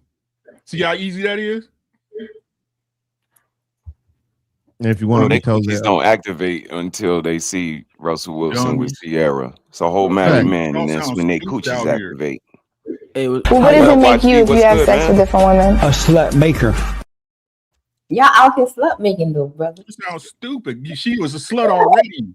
She was a slut already. I ain't him. I ain't special. I ain't special. Every man think he him. No, she was what she was. You groom her to you. You train her to you. But she was what she was when you met her. Facts. That's the fact. Now, unless y'all lying about y'all coochie and it actually stay wet all the time, like all the time, then I don't see what the argument is, because we can literally wake up in the morning and ain't nothing there and it's ready to go. That's what I'm saying, right? For a bunch of people who say they need to be in the mood and caressed and cajoled in the pussy, y'all controlled in the sex, y'all sure to be fucking a lot. But that means that means that you are pre-selecting who you want to jump on, because for the most part, we ready. And if y'all have to literally talk and mentally get yourself into it, then I mean, who really the problem? Because I mean, I don't know what they be talking about. I'll be doing all that, child. How y'all doing this evening? What up, what's good, man? August in the house. Hey, August, what you got? Good morning. How you doing? I'm cooling, man. How you doing, Uncle Rick? Great work over there, bro. Great work. Keep grinding, bro. Appreciate you, brother.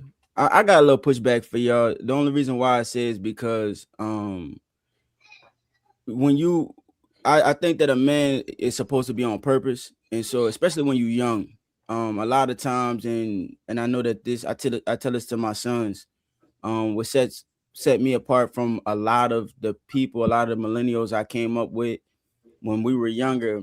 I was always on purpose and kind of, in my grind mode early. So now I'm reaping the benefits of all the things that I've accomplished early in my life.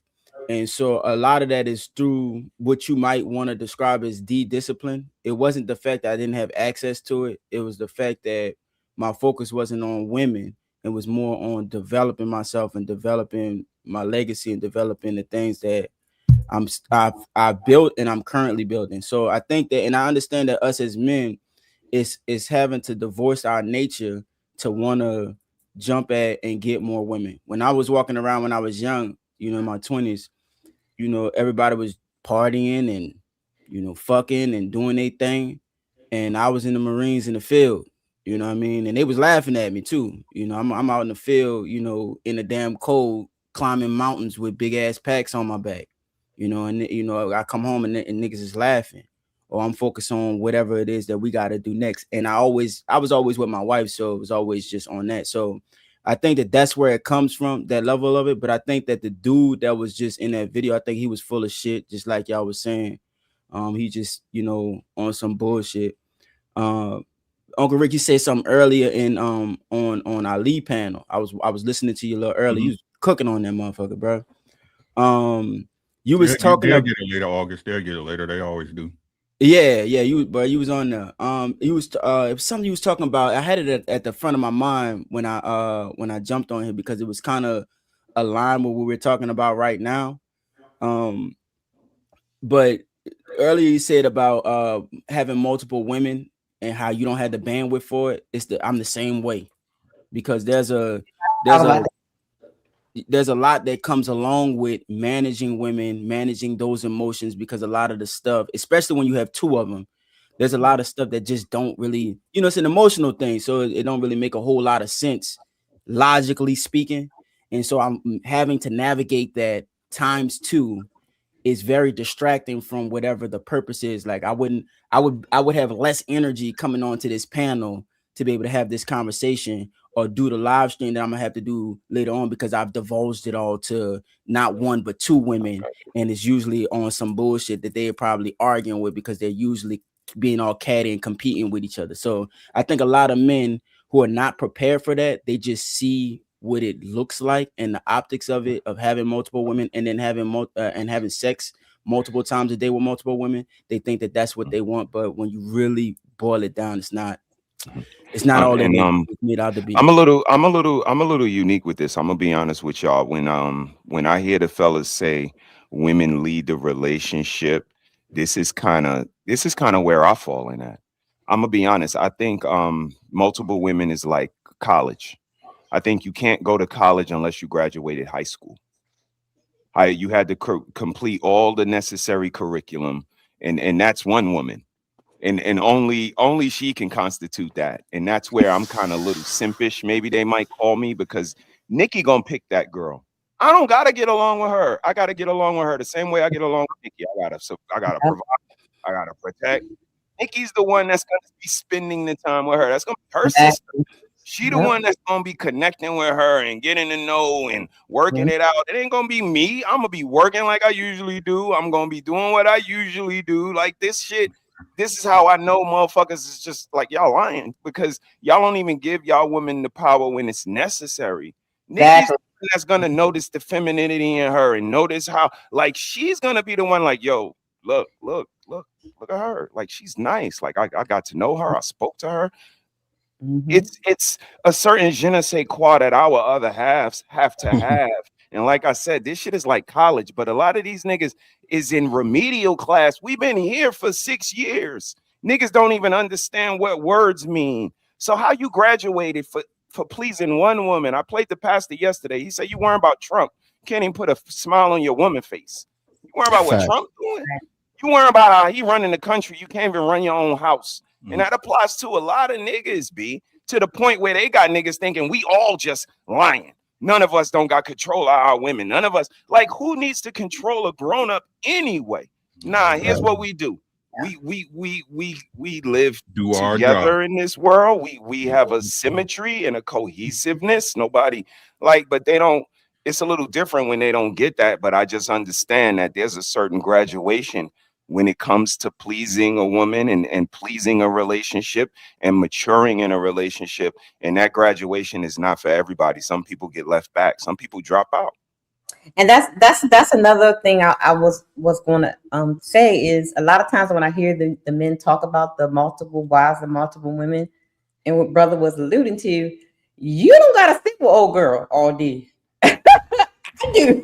So like you don't hear them say like, and my woman will, you know, vet this woman or choose this woman, or because it's the wife that has to deal with this lady. She has to be, you know, they have to be in sync. You know what I'm saying? So that's why I have a problem when they keep saying that, because it sounds like selfishness right now. You want to bring another woman that you like, that likes you, but she don't like me. So now she gonna be looking at me all day, cutting her eyes at me, and I got to deal with her spirit, and then I got to go do some witchcraft on her to get her right.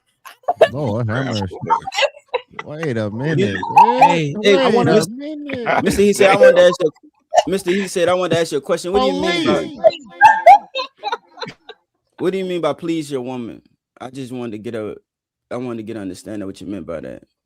Kind of like learn her, like if I gotta speak in popular terms, learn her love language, kind of like what makes her happy, like how to coexist inside this relationship with her, what she expects from her mate, from her man, from her husband, whatever the case may be, how relationships look to her, how she was curated, the neighborhood she grew up in, how she's received by her loved ones, how she's received by family, how she nurtures and shows care to others, how she treats service people. Like all of this stuff kind of goes into the fruit punch, and like, you know, all of our brothers say, we gotta have our antennas up. You know what I mean? And that's why I hang my hat on, kind of coming from New York. Like Apollo, we judge character in like 30 seconds. And it don't be wrong. Like, that's nah, you ain't got no talent. You ain't got no foresight. You ain't got ain't no upside in you. And sometimes you gotta make those snap decisions, and it might hurt. She might have a big butt, but she ain't the one, bro. And that's the difference between a wife and just somebody to jump up and down on. So fellas, take your shoes off, have fun in the bouncy house, but that's not your wife. I was having a conversation with we was on Ali panel, and a brother was talking about how he used to be real hard on his wife, and I resonated with that because I was the same way, where when I was establishing a lot of the principles, and you got to understand, we all come from like single mom homes, so a man establishing principles is a new phenomenon for my wife. You know, she didn't come from a father that was always establishing those principles. And so when I was establishing those principles on how this house is going to be ran, in her mind, you know, she wasn't too happy about that, especially early on. Now she's ecstatic about it. She loves it. She understands it, you know, and she's submitted to it completely. But initially it wasn't always like that. Like it was a lot of back and forth and a lot of, you know, this and that. And so I kind of divorced the idea of trying to please her. The reason why I say that is because I have a role for her to play, and she needs to play it to a T. You know what I mean? There are things in this house that has to be done in a certain way, in a certain manner, and I'm designing it because if she was in charge of the house in that capacity, everything would be very chaotic. Like her perspective is like, we should work together to cook meals together. You know, we should step over each other in the kitchen and work together. And I'm like, I'm not going in the kitchen to cook nothing. You know, you're gonna be in charge of the food. You're gonna be in charge of our diet. You're gonna be this is your area. This house is really your area, but especially that this is your area, and you're gonna do that. You know, and you're gonna lean into it, and you're gonna learn to like it. You know, the reason why I say that is because even though my wife isn't always pleased, she understands the value of duty and the higher purpose that I'm calling her for within the realms of our relationship. And she's seeing how the structure that I have provided for us is impacting our children in a way that the world is starting to recognize it. We go to not show and tells, but you know how like you go to those meetings with the teachers and you get to meet your children teacher and they have discussions about parent teacher conference. Yeah, you know what I mean?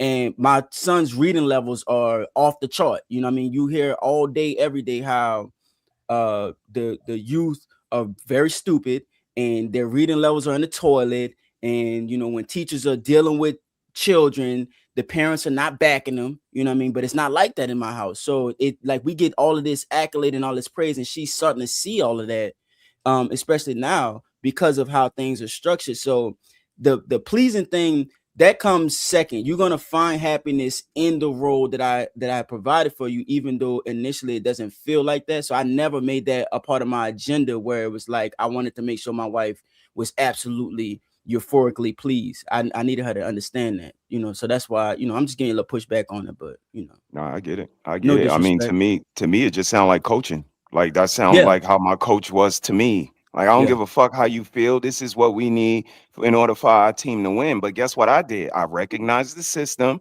I seen how I could get my 30 out of it and stand out above everybody else. And that's what I incorporated into my family. That's why I was talking about sports earlier. And I told a young man, like, y'all niggas don't go outside and play sports, because all I did was transition sports to my family. And if I'm the face of the team, like Brother Ricky was trying to tell them all day today, when we lose, I get blamed for this shit. Yeah.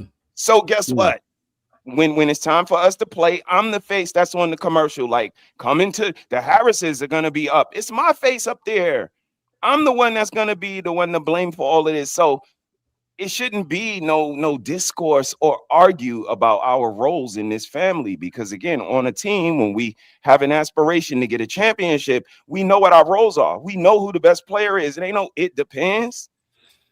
Well, you know, you'll be surprised at how much we don't know, you know, and the reason why I said it is because if you weren't raised that way, then it's not going to be innate in you to understand the value of something. Even though something makes perfect sense sometimes with anybody, sometimes you just don't get it, you know, and it has to be explained to you, and that behavior has to be allowed to manifest itself. So a lot of the things that I was just talking to my wife about it earlier, about just how I had to shape her, I had to mold her, you know what I'm saying, into this, you know. And if you talk to her right now, she is happy. I mean, she just all, you know, just happy, man. It's kind of scary how happy she is, you know, because you know how secure we are, and the role that I play in our relationship is meant to forge a structure, you know. And I think that gets lost a lot of time. My mama was on that, like, trying to convince me that my wife needed to be happy, and she don't understand nothing about marriage. So, you know, you got to sit back and watch how I do this. Yeah, she got to be happy within her own self and situation first and foremost. Right. You see what I'm saying? I think that's what you can't make nobody happy. You can stand in the way of somebody's happy. You can impede their happiness, but you can't make them happy. Absolutely. You see what I'm saying? Yeah. And So you be on. It's a fool's task to go on that journey to try and initiate happiness inside of someone else. You absolutely right, Uncle. It's a waste of time, right? So, yeah, like I said, what it really comes down to, like I said, my understanding, I might be wrong, guys. Y'all keep me, y'all let me know, right? We were supposed to be doing our job. I think that, like what my bro be saying, like, this a team, right? And we all got roles to play, right? The problem is when people like my wife a good woman, man, but I'm not gonna let her put her work off on me, because I'm not gonna put my work off on her. Absolutely. You see what I'm saying? And that's I think that's where a lot of relationships start to go really south really quick, but people don't catch it, because there's a lot of I like to say it's like it's a lot of unspoken knowns, right? It's a lot of unspoken knowns. And what happens is that, for example, right? It's generic, but it makes sense, right? Like here, I don't let my wife touch the grass, right? I don't let her do it, right? When she does, I get mad about it, right? Now to her, she like, no, you know, I like doing it. I know, I understand that, but that's not your job. You see what I'm saying? It's not your job. I understand you might like to do it, right? You want a garden? I get you a garden started. You know what I'm saying? You start your garden. Shout out to the spring. You know what I'm saying? But don't touch my grass. Don't touch. It's not your job. Yeah. Right. And what it is, like I said, that's something again that I'm happy to do within this relationship, right? It ain't got nothing to do with her. It ain't got nothing to do with her for real, right? My wife enjoys cooking. She's a great cook, one of the best cooks I've ever seen in my life, right? Once y'all come see me, she gonna make you a plate and you'll see what I'm talking about. You see what I'm saying? It ain't got nothing to do with me. She enjoys cooking. Right. Yep. Right. When I get up and make my son, what you doing? Right. Sit down. You see what I'm saying? We got these jobs to do, and then when people start trying to put their work off on each other, whether you say it or not, right? You start keeping tabs. Yes. Right. You start keeping tabs, and I keep telling people, once you start keeping score, the relationship's over. Once you start keeping score, the relationship's over, right? I had to fix that early. You're right. I had to fix that early. That was showing up in our 20s. I'm like, you can't keep score. Right. So what Michael Jordan say? Hey, I play every quarter like the game at 0. That's how you supposed to be. Let's go. Let's go. Right. Play that game like you at 0 every time. And what Mike say? I never lost. I just ran out of time. That's how it's supposed to be. There it is. Now, another thing to keep in mind. Oh, I'm sorry. Go ahead. Okay, go ahead. I was gonna say another thing to keep in mind. That's why, gentlemen, all you guys in the back, why your relationship, when you are with somebody and they're working and you come back home, your 50-50 thing, that's why it's not working out. The reason why it's not working out is because you're not maintaining your responsibility that you're supposed to be doing. It can be as simple as making sure the grass is getting cut. Or it could be something a little bit more insightful, like, okay, well, get this for instance. If she's working, then that might mean that you might need to mentally check in on her because she's not just at home in the little bubble that you gave her. So you don't really know what's going on with her mentally. You might have to ask and might actually have to care. There's a new level of something that you have to do. So keep that in mind. It's not going to be the same as if it's something that you're bringing in all the money and then you're giving her or allocating her to do something. So you got to keep that in mind. And that's why that doesn't work for a lot of you guys. So you got to figure out the balance in your own house. You have to. That's true. So guys, I have a question. So when the men are talking about they need extra women and extra coochies, right? Are today's men financially stable to handle ladies? You don't need money to deal with women. Because if she asking for money, that means she don't like you. Right. I like it. If she accepts you where you at, that's a your girl. I mean, they want. I don't agree with that. If they want all these extra wives and stuff, right, and extra childrens, right, you have to be able to finance and you don't have to do nothing but stay black and die. Everything else is optional. Oh, come on, AD. Well, I think that come on, man. Oh, if we have all these kids outside and across the country, and all these ladies, that you're gonna need some money because you gotta buy shoes for the children and school clothes for all these kids. That's you got why it's just about coochie, Sean. You hear what I'm saying? Multiple vans. You need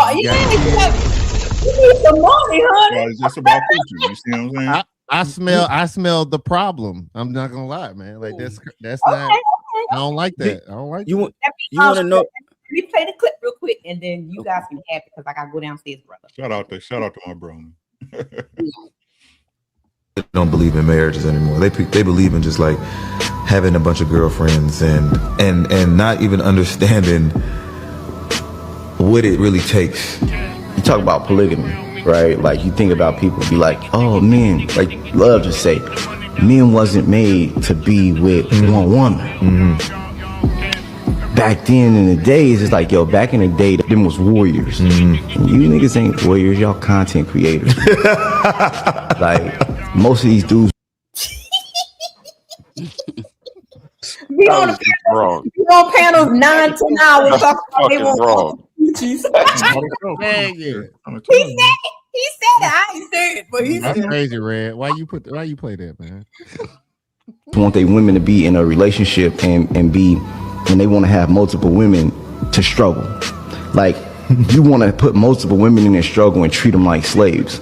You don't want a reality and say, yo, I want to provide. When I married my wife, I gave her a pink Bentley, a pink Birkin, and a pink AP on our wedding day. Ain't no way I'm doing that 3 times. Ain't no way I'm dealing with 4 different periods. Ain't no way that I'm dealing with having to learn and adapt to 4 different people that's going to see a different weakness in me. I'm not having to take 4 different women shopping and provide for them adequately. I don't want 4 different women to be, I'm going to be out here, AP, chain, and I can't afford it for them. So y'all got to get the Movado. Nah. If I got the AP, my wife got to have the AP. She got to have everything that I want and everything that I desire.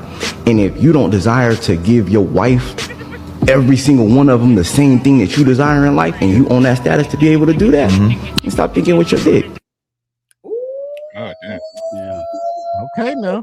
You need a second job. You don't need a second wife. It's up to left. The one thing that brothers have to fear Allah in is if that you're not capable financially, get off this I want a second wife. I'm going to be a little bit rude here, but not because I want to, not because I find pleasure in it. Some brothers are not getting by and their wives are seeking aid from the government, and he talks about marrying a second and third wife. Brothers, fear Allah. There is no izzah in the woman going to the government filling out aid. If you need it because you fell on hard times, that's a different story. But you're talking to me about izzah in the kuffar, wala in bara. I mean, you're talking about these amazing concepts. These concepts are amazing. But what do? Oh man, I want to. No, you need to, listen, you need a second job. Yeah. You don't need a second wife. I am not trying to be comical. You need a second job. You don't need a second wife.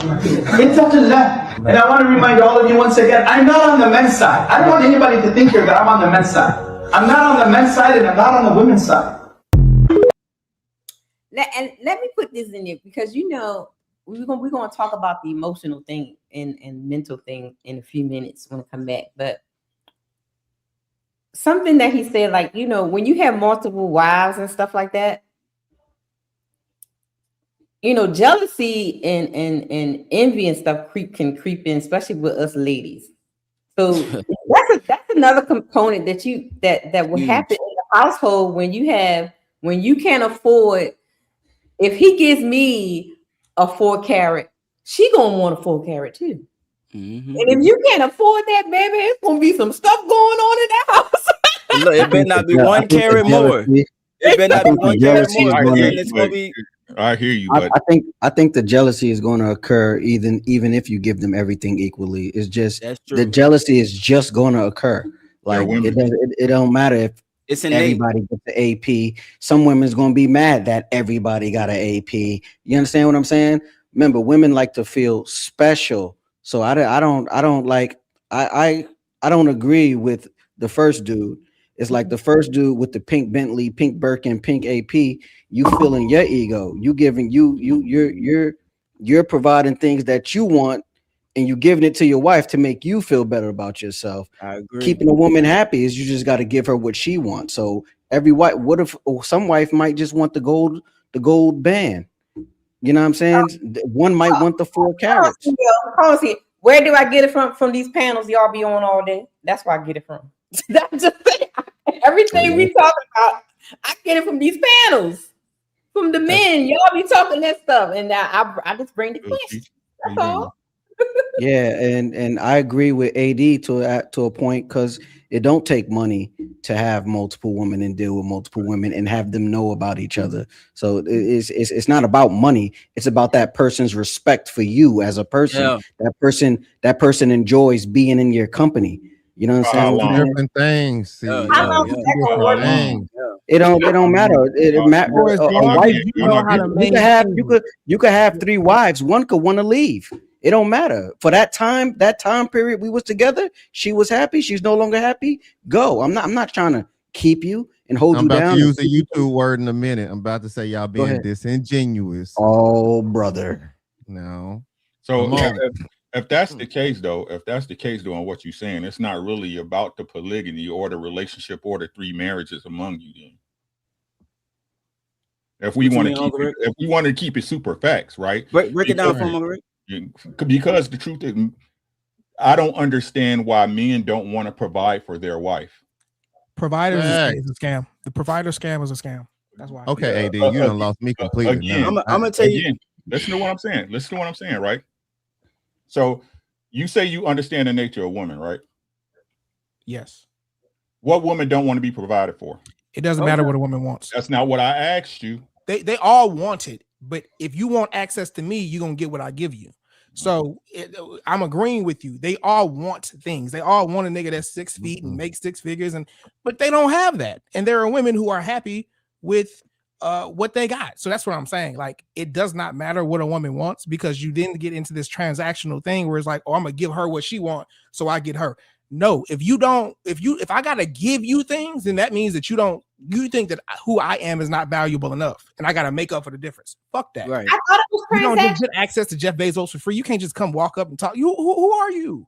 Now, have I been in positions where I'm exchanging gifts and money for women and trying I'm not even talking about gifts. Gifts is different. I'm talking about providing for your woman. It's all the same thing. Every time I engage with her, I'm providing her. I'm providing her access to me, my knowledge, my wisdom, my network, my money. Who I am Your as money? a man is a money. Yes. I'm talking about my wife. It's a moot point. It's a moot point. I thought we were talking about wives, though. And I'm saying every other woman who I meet on the street also wants things. It's fine for them to want. It's free to want. It's costly to give. So just because you want something, don't mean that you get it. We're not gonna say that's not the understand. That's not my understanding that I'm trying to portray. So if I'm not doing that, I apologize. Right.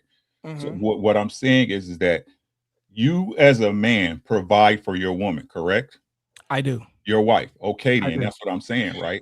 So again, it's not the point of that she gonna fuck with you for free. Yeah, she gonna fuck with you for free. But as a man, as a husband, you want to provide for your wife. You have a desire for that, right? Like, you have an innate desire to want to make sure better that yet, your family is taken care of. Hold up, August, right? Better yet, right? What would your situation be if you didn't take care of your wife? Great question. Great question. I just dropped the video on my YouTube channel less than 7 days ago. There's this guy, and y'all might judge him. I think he that nigga. I think he is the LeBron James of men in relationships, right? This nigga's killing me. He stays at home. He don't have a job. He has 2 wives. They're looking to bring him 2 more women. He don't provide. He stay home and read books on astrophysics and shit. I'm like, nigga, how did you even create this setup? I am impressed. I can't wait to have that nigga on my YouTube channel, because that means there's something he knows that I don't know. He's able to pull this. I've not been able to do that. I'm attempting to. What I will say is, in my past life, I was an engineer. And as an engineer, you always think about, like, what's the way I can get the outcome that I want with the least amount of effort? Right. Meaning, minimal design. Yeah. Meaning, like, if you want her and I want her, and you feel like, or she tell you, you got to buy her flowers and put her in a home, and she just show up and let me fuck for free, then that means she likes me more. And I'm only entertaining women who like me enough that I ain't got to give them nothing else. In fact, most women are poor. Let's be real. 75% of them make less than $50,000 a year. Why am I going to go out my way to do things to get a poor woman to like me? You need to be able to see the value in front of you. You need to be smart enough to see that, damn, if I get his heart, my life is going to get better. So let me go get on his program. Okay. Can I ask you a question? What? I have a question for him about that guy. August. Okay. Wait a minute. Let Uncle Ricky finish, and then it's your turn. Right. To all get to the prize of you providing for, correct? If she gets my heart, I'm probably at that point going to want to provide. You see what I'm saying? Right. So that's what I'm saying. Right. That's what I'm saying. But at the same time though, if I could be that guy who ain't got no job and shit, I wouldn't give that up for it. I'm not saying you would, but that's not the norm, right? I'm outstanding. Norm. Not you. Stop. Let's not do this, right? I'm saying about the dudes you talking about. That's not the norm, correct? Correct. Most guys are okay. Then, right? Okay. Correct. So that's what I'm saying, right? So again, the truth is, right? Especially if we're talking about love, right? Wait, okay. Are you saying what you're saying is the truth for average men? If you're saying for average men, what you're saying is true, yes, 100%. I think it's the same for most men, right? Average and extraordinary, right? I think that since he was talking about nature earlier, right, and we're not animals, right? I think most men's nature, your nature, is to save and protect a woman. right? It's so much so we have to learn as men from a young age. The most problem that people say we're going on right now, we have to learn to quell that nature in us. Otherwise, you will get used. Yes. Right. So what I'm saying is for you to have multiple women, you got to be able to have a bandwidth, especially if it's real loving. That's what polygamy or polygamy, whatever y'all want to call it, right? When everybody has an understanding under one roof, right? That's what it really supposed to be, is a even love for everybody, right? Exactly. So you got to have that bandwidth to do so. And again, because you as a man, because these your girls, because you love them like that, because they did the things that you needed, right? For them to get to your heart, you're gonna want to provide. No, you're right. If she's doing what I want her to do, yes, you're right. If she's on the program, absolutely, you're right. I agree. Go ahead, August. I was just trying to figure out what value that those women were getting, because I really don't see a lot of women, especially just, if you do, I don't see women generally that are going to be involved in a situation where they're not benefiting from, you know what I mean? So I can't You really talking about the wives that the old boy got? Yeah. So you're saying what value are they getting, right? Yeah. So check this out, because it's going to go over a lot of people. It's so plain and it's so simple in front of us that we don't see it. We just miss it. It's almost like it's invisible. He is inherently valuable. They get him. What's so inherently valuable You about don't have him? to ask them. I don't know. Yeah, we don't know. This video just went viral. We don't know. Boy, is he something like he's not viral? I wouldn't say he's viral. He's been on TV. The reason why I asked that is because as far as men is concerned, we compete. You know what I mean? That's just the nature of men, is to get out here and compete amongst ourselves to acquire resources. And that's a part of what builds our value as far as men. I don't really see a lot of men out here that are accumulating or attracting women without providing some type of value, even if it's just making them feel good. He may be very good at. So obviously we got to remember, value is general. Right, what's valuable to you may not be valuable to me. That's why I asked that. That's why I asked it like this, so it wasn't is, specific to whatever is valuable to me. I don't know. I can't speak. Yeah, you had to ask them. But you put it this way: do you believe that if a woman gets with you and she's like, "Hey, I want to bring you 3 other women, and I want you to stay home, and I want to go to work," would you believe that woman values you if she did that for you? No. That's not proof. I'll be right back.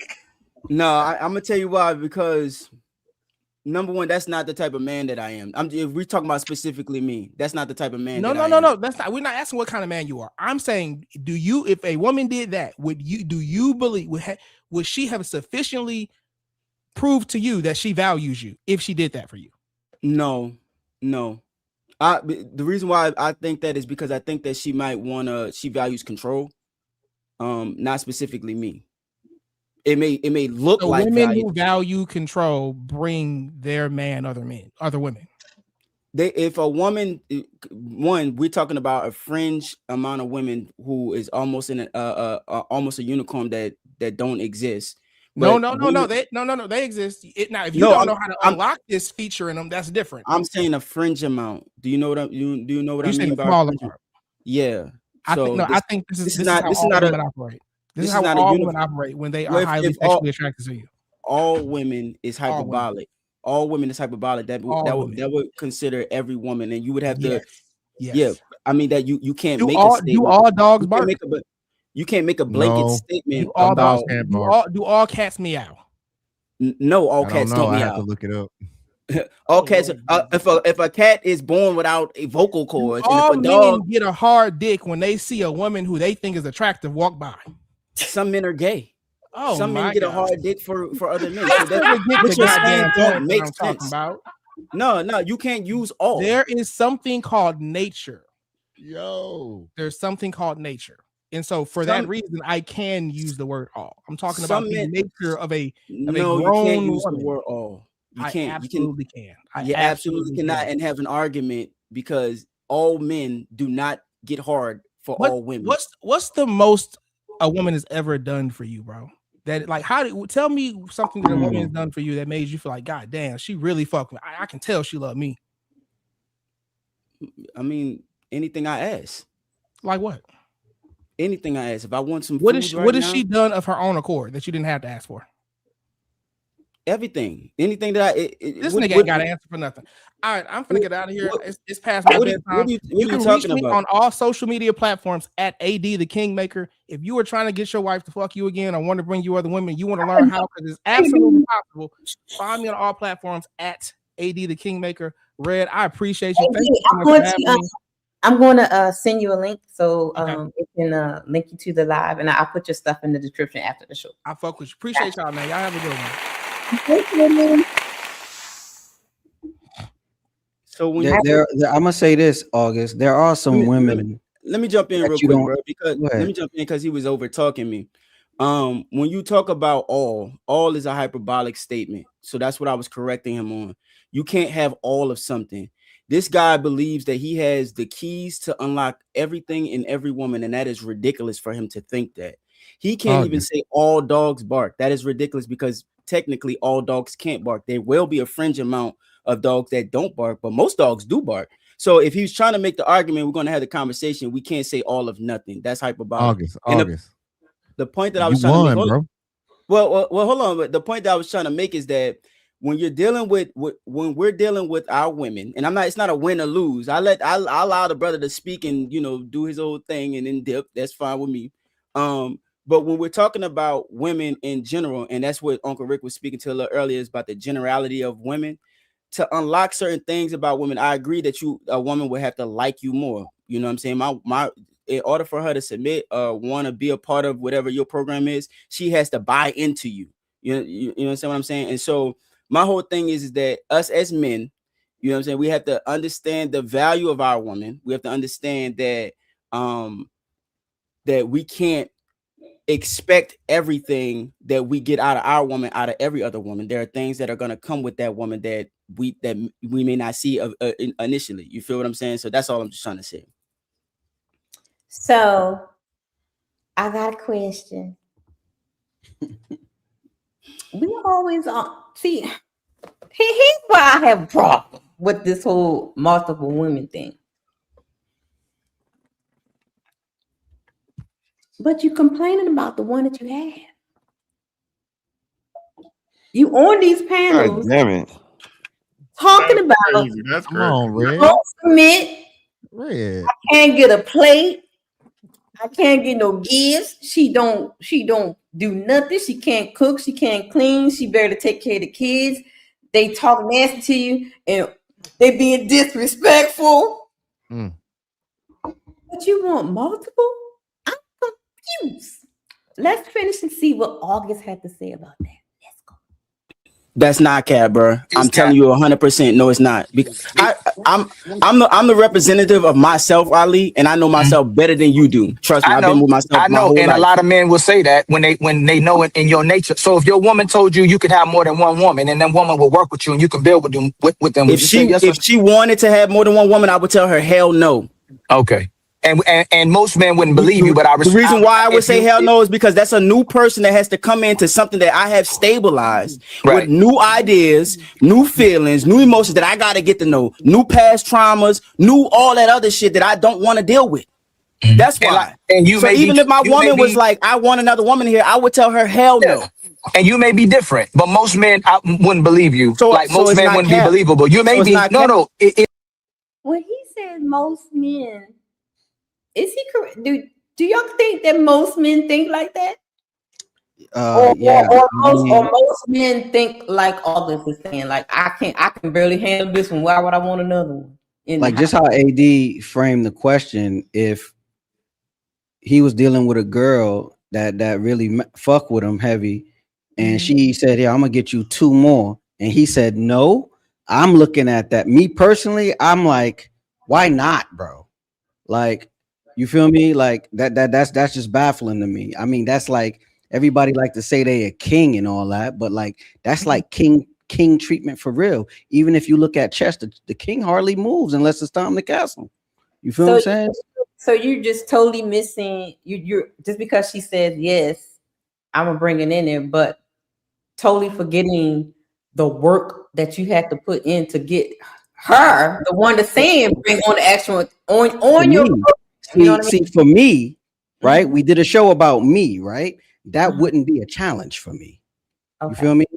You understand what I'm saying? So I can only speak from my perspective. So when we're talking about August, I'm learning the more I listen to August, because it's like he's the unicorn right now to me.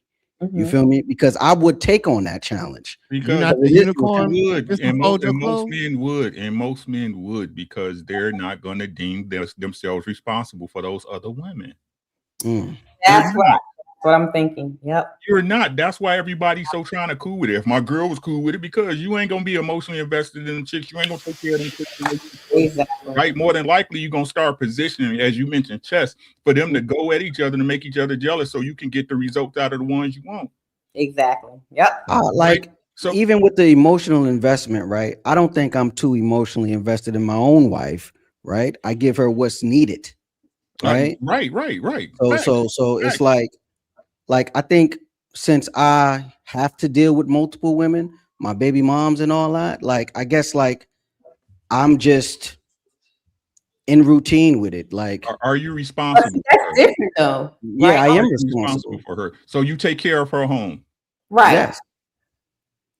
So you take care of your baby mama's house too, and her house, nah. But see, I help with the.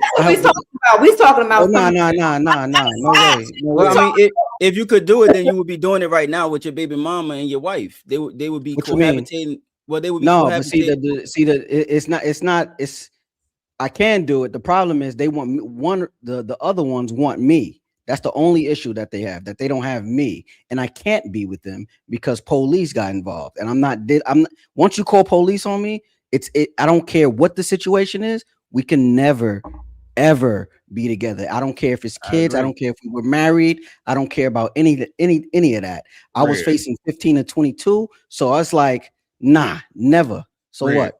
So we're talking about a man adding on to the household with the wife, the sister wife, or extra wife. Yes, Uncle. Yes. If the truth is, right, even though they say the history supports it, right, that back in the days, kings had many of women and da. He took care of them. Right. Not even that. That's not even my point, right? Okay. If it works so well, why doesn't it happen in it? Why isn't it tradition? Right. That part. If it works, happening. Right, listen, if it makes so much sense, right, and it's such a plausible cause, a plausible situation, why doesn't it work now? Because those were monarchs, those were royal bloods. They had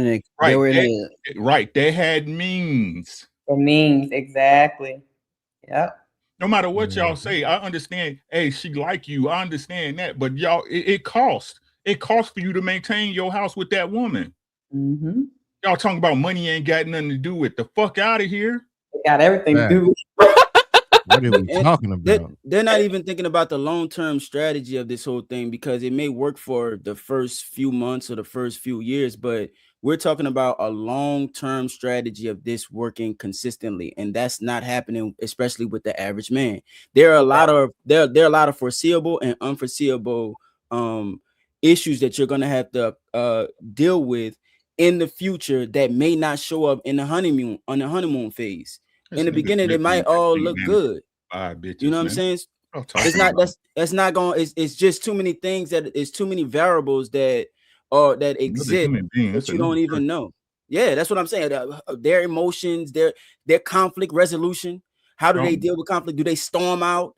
Do they argue? Do they shot you down? What do they do? Do they call the police? What do they do? You won't know that until it happens. And everything's great until the it ain't. the new coochie smell go away. Right. When the new coochie smell go away, then real life show up. Right, and that's what Genius was saying. Right, if she leave, right, because you don't give a fuck for real. Right, you see what I'm saying? That's what y'all keep trying to. I don't give a fuck what you do, bitch. Gone. Right, I care. Right, that's what I'm saying. So the truth is, it's about pussy, right? You got variety in the house, because if it was, again, if you had the bandwidth, you would love them women like same way you love your girl. Yeah, and you would invest in her. Go ahead now, go ahead.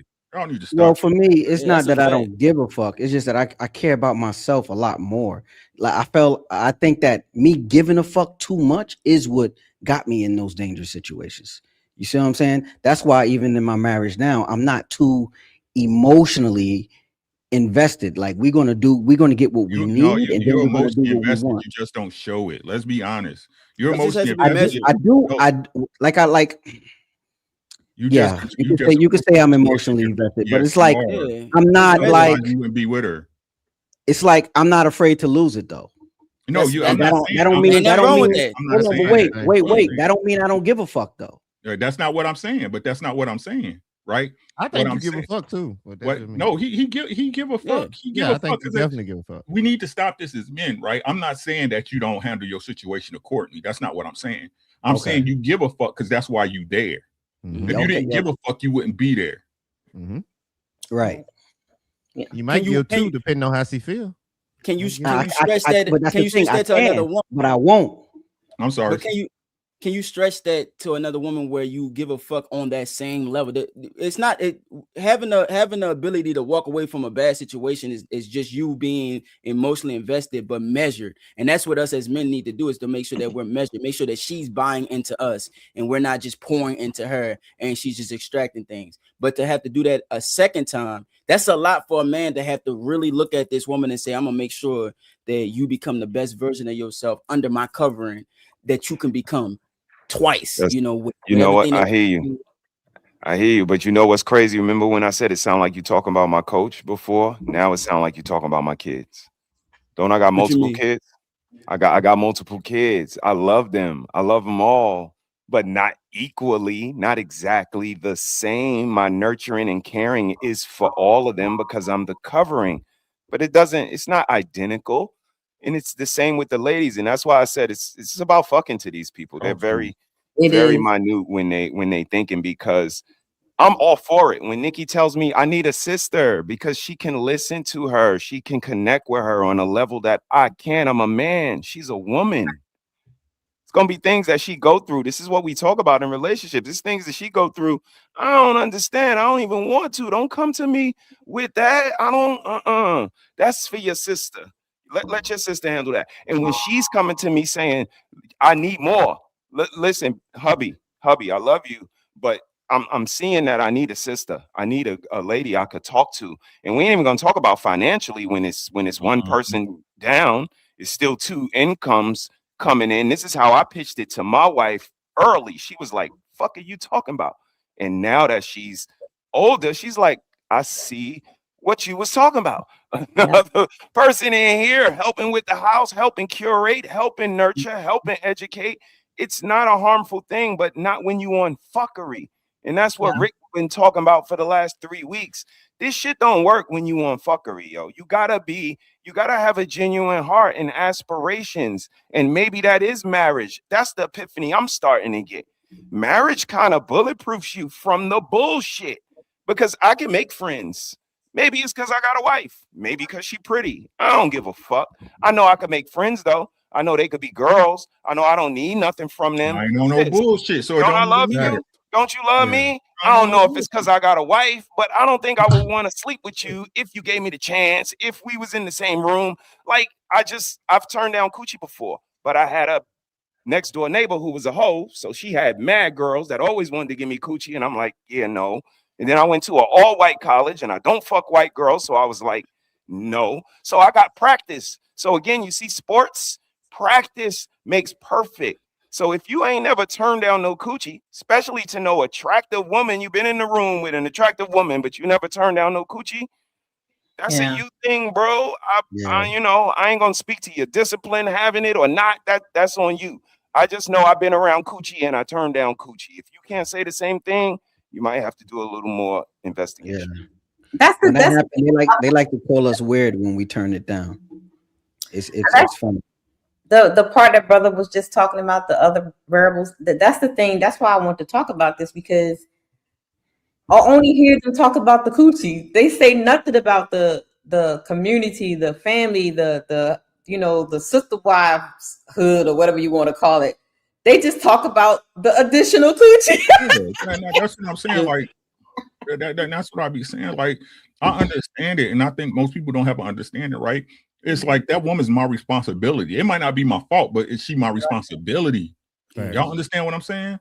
So yeah, if you're It's not an willing to investment. have that, if you're not willing to have that with two women in your house who gonna be plotting against you no matter what the fuck y'all say, right? Right. Both of them gonna be looking to try to, find some cheeks in their armor if possible, right? Yes. So they can get over it. It'll get to the point where they hipping each other the game. You know what I'm saying? Hey, da-da-da, you do as the daddy, you do that with daddy, da-da-da-da, right? So you gotta have a bandwidth and the capacity to do it. No, it's okay because y'all don't give a fuck about the other bitch. Y'all don't. Exactly. Right? I just find it. Additional. Go ahead, Rick. I'm sorry. Yeah, and like I said, y'all say y'all understand the nature of women, but not really. Mm-hmm. Y'all say y'all understand it. No, that's what I'm saying. I keep trying to tell y'all. I'm not saying that. Yes, I am. I'm saying a lot of this shit is excuses. Mm-hmm. Right? Exactly. She's a girl. If you want a girl to behave like a man, that's saying something. Mm-hmm. She's a girl. I understand what y'all want in this fairy tale world where, it's rainbows and sunny and bunny rabbits outside and shit, tossing gumdrops and shit, but it don't work like that. She's a girl. Right? And you have to learn to manage that. But y'all saying, but like y'all said, we here, you know what I'm saying, instead of trying to get to the baseline so you can go to solutions, right? We want to walk all around the problem and shit and just not admit to ourselves that as a man, there's some shit you shouldn't allow. I don't think that people understand that they're trading in a level of peace and harmony in order to bring that in. There's a cost to everything. Everything, just like you said, Uncle Rick, everything ain't all sunshine and gumdrops. There is always an opportunity cost that you're gonna have to pay. You're gonna forego this for that.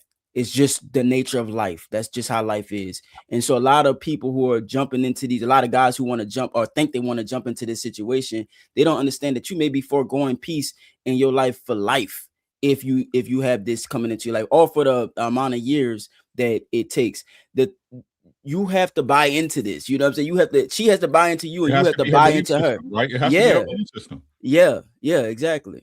And once you grow up, once y'all grow up, you will understand you don't argue belief systems. Right. You can't.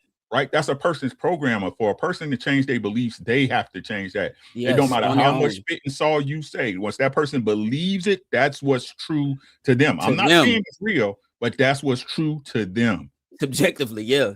It don't have to be objective truth. Yeah. Go ahead, Jeremy. Now, please. Now I'm gonna say this. I want y'all to really pay attention to AD and everything that he said, because if you really pay attention, he was telling the truth. Because think about it. He said that his job before then was an engineer. And he says now that he planning on finding another woman. He said that he don't really care how they feel about it or whatever, but he wants to go and get another one. But he's already pre-qualified. You remember how we told y'all that you had to be financially stable? Now, last time I checked, there ain't no engineers that's been working for more than a couple of years that don't have a couple of dollars in their bank account. Right.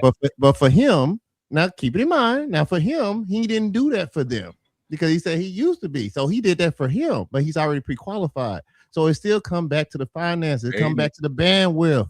Yeah. If you ain't got it, you ain't got it. If you ain't him, you ain't him. And that doesn't mean that you can't be you. Everybody ain't supposed to have 2 or 3 bras out here. Everybody can't be like Mr. He said. Sorry, you're not qualified. Some of y'all took the vocational path. Y'all not going to college. Y'all taking vocation. You're going straight to tech school, and that's okay. Shout out to me. I'm on the tech path. And let me expound on something that was earlier. Shout out to Jazz Noel. You know what I'm saying? Make sure y'all subscribe to Jazz Noel. Right. And this is the biggest thing. And I might be going off a little bit, Red. I apologize. Right. You're probably.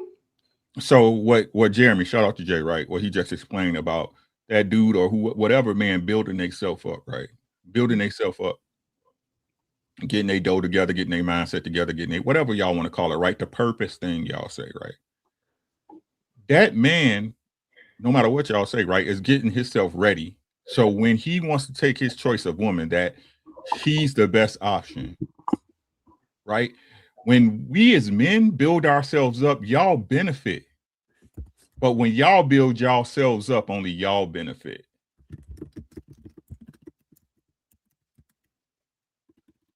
That's facts. only y'all benefit, right? Y'all don't do it to be like, ooh, let me take care of my husband, right? That's not the case, right? It's so you can beat the rat race, so you don't need me.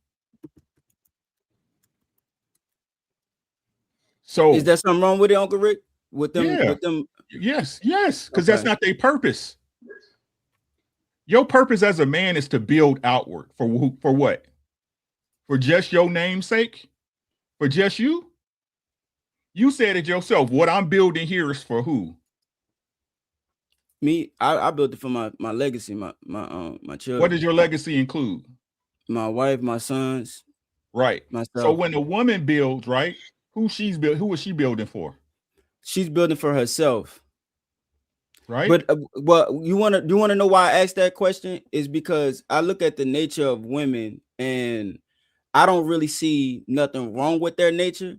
I see a lot of times we perceive that their nature should be adjusted. I think that hypergamy is a part of like this whole circle of life that we got going on between the male and female dynamic. What is hypergamy?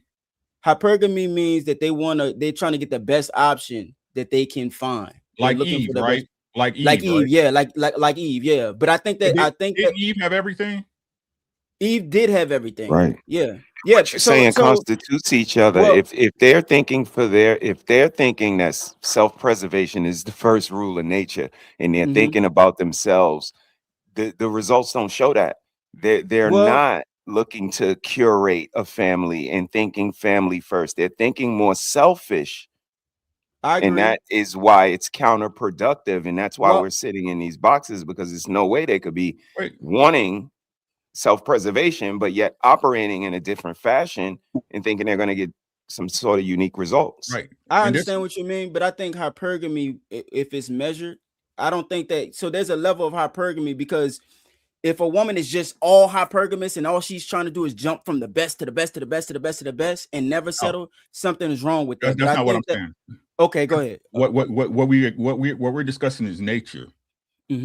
Right. So even though what you said might be correct, it might be wrong. Who cares, right? But it's in their nature, right? Yes. Right. So if a woman was put here to be a helpmate, right, to help you, yet her nature is against that. That's not what I don't. That's not what I'm saying, though. I'm not even putting it off on you. I'm asking the question. Okay. Well, I wouldn't say it's against it. I would say that her nature is to the survival instinct of attaching to a man that she can be a helpmate to.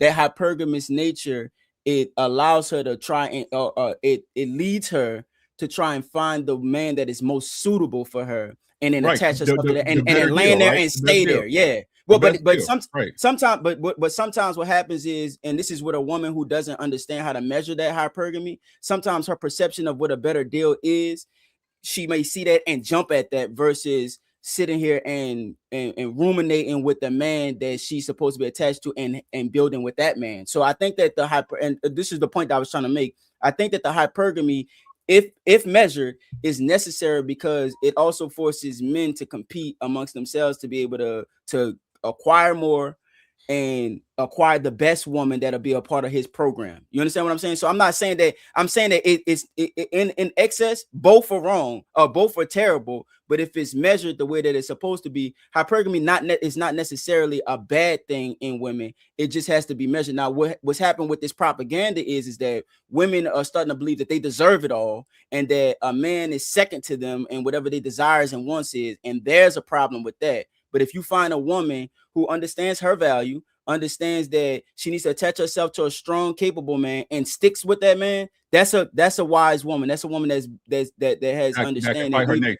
Yeah, but fight her nature, but even understand to measure her nature. It's not to turn it off, but to measure it. I'm not gonna sit here and go with this bum ass nigga that is standing in front of the gas station and expect him to be, Bill Gates later on in life, even though he's not even showing any qualities of that. You know what I mean? But I'm going to attach myself to this guy who's out there working. He may be working out as a fry cook. But it's layers to it, because again, there's also the type of woman that will leave with you because you're the better choice, but still be thinking about the dude from the gas station and having the fear of missing out on what she missed out on or what she believes. The problem. So You know, That's a problem. it's definitely levels to it, and that's why I say measure. Bro, that's why I say say measure. good wives get scooped, and that's what he's saying in totality is that we understand that women have a nature, but we accept the nature of the women that we love because we love them like Adam loved Eve. Yeah, it was a lot of things done that wasn't because he loved her. And we accept the spontaneity and we accept the indecisiveness, but I accept that from my missus, not from everybody else. And I think that's the difference, that everybody thinks they deserve that same consideration when no, that's reserved for a selective few. I think when it comes to hypergamy, that a woman's going to monkey branch anyway. Because in August's example, she not going to attach herself to the gas station dude. She might attach herself to the guy who's working hard and all that. What about the rich man that come along? Right? Would you accept that she left you for that rich man? I would have to accept it. If she but how would that make you feel? Like, what would you do? What's your next move? I wouldn't like it.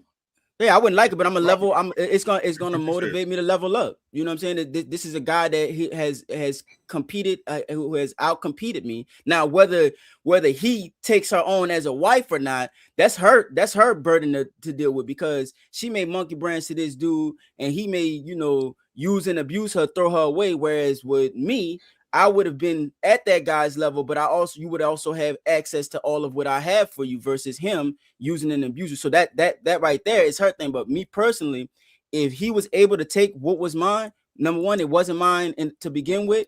You can go ahead and have that, and that's just going to motivate me to want to level myself up so that never happens again. That's just me personally. It wouldn't motivate me to level up. It would motivate me not to do anything for a bitch. Right. Now it wouldn't motivate me. It'll put a fire in me. It wasn't me. I can respect it. I respect it. I'm competitive. I'm competitive by nature, and so when I take if somebody is able, because there are men that I've been in contact with that are far richer than me, and my wife be all over me because of the type of frame that I have and the things that I'm capable of, and she's very much aware of that. So she don't even see nobody. My wife is totally bought into me. 100%. My family knows it. Everybody knows it. So if there is a woman out there that, outside of my wife, but if there's a woman that I was with that decided to, level up with another guy, I wouldn't look at that and be, it would put a fire in me. You know what I mean? It's like, man, you got that one. Not at this age. I wouldn't care. Well, yeah. That's older. I'm talking about younger men. I'm just talking out loud. Is that fire? I'm thinking about the bar, man. I'm always thinking about the bar, and like I hear the brothers say, we are not our lady's first choice. It was always somebody, but for me, it's the day that she says, yeah, Shauna would have never put that hat on with that. Shauna would have never took me to this. Like, there's a bar, and we kind of have an imprint on them. And the minute that I come back, I know it might not be today, might not be tomorrow, but one day you're gonna look over at him and be like, yeah, Shauna wouldn't have did it like that. And that's on me. That's me having integrity, me being a gentleman's man. Like, I want to have an imprint that she's like, damn, like, I left a good nigga. Like, she could leave anytime. My missus, I've been with her almost 30 years. She could leave today. It's my responsibility for her to be like, I left a good nigga. I hope the next one is better. I hope the next one cares for me the way he did. But the minute she measures me up to him, I know I'm good. And this is, how it goes with love and war. All's fair. We cannot think about how some shit is gonna make me feel based on what she does. Like, that's the least of my worries. So I'm just gonna continue to, move in relationships the way I move. Maybe this girl may make me a little bit more polished and better for the next one, give me a little more, sharpness around the edges, so to speak, or seasoning. But it's all fair in love and war, man. What y'all think? Am I crazy? Am I way off? I agree, but how does this apply when it's all about how she like you and not your money? I think that women buy into you. You know what I mean? Like, I think that, like, a woman that is willing to go in with you, spend, like, I think somebody said it earlier, a woman that spends money on you, you know that she likes you and she really care about you. So I think you have to find a woman that actually buys into who you are, what your mission is, what your vision is for her and her life and y'all family. That's how I look at it. Appreciate it. Hey Coco, how you doing? Welcome to All Is Hey, Well. Coco. How you doing? I saw you. Good evening. Pan, I don't know if you seen me super chatting, but I was in there supporting last night. Are you talking about last night? Yeah, I watched the whole thing. Hey, Yeah, I saw the whole thing. Hey, them chicks on Camp That was Panel diabolical, bro. Yeah, man. Them Yeah, I was talking to my girls- wife about that earlier. I was talking about you earlier. Boy. Ooh, them girls diabolical. Bro. Appreciate that. Yeah, you did The- so the reason why I do go on those panels is because a lot of people are lost and they're going to be lost. I'm here to speak to the women that are on the fence who have been like just rained upon with propaganda about being independent and all this stuff and being a boss woman, to let them know that no, like it's lies. It doesn't benefit you. If you really want to be a wife and have raised your children, that should be the priority. All this other talk is foolishness and the devil's work. But I want to say, August, I love what you were saying, Uncle Rick. I love what you were saying too. I came because I'm a daughter of Nigerian immigrants, and my mom's, I think both my parents' fathers had multiple wives, and that structure is a lot of headache to a man. You have to deal with wives trying to put their children in a position, their children's not really seeing themselves as siblings all the way, just plotting to see who's going to get what land when father dies or father has a business and things like y'all think about this in this almost like the fantasy that women have about being a boss babe and building together and blah blah blah.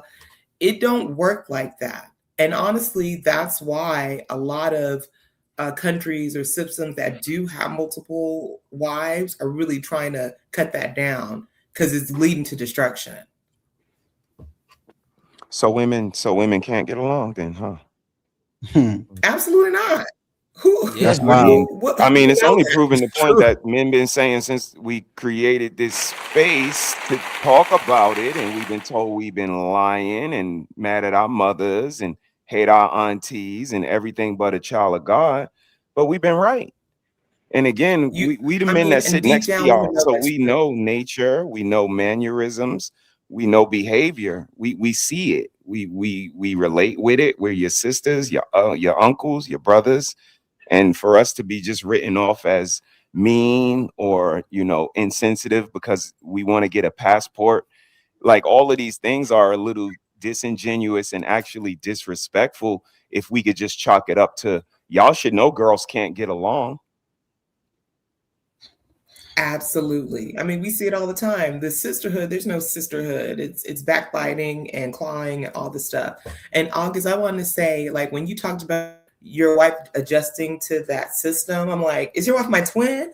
Because it was the same way for me. Like in September, it'll be 16 years that me and my husband are married. And at first, I knew he was a good man, and I knew I was under a good man.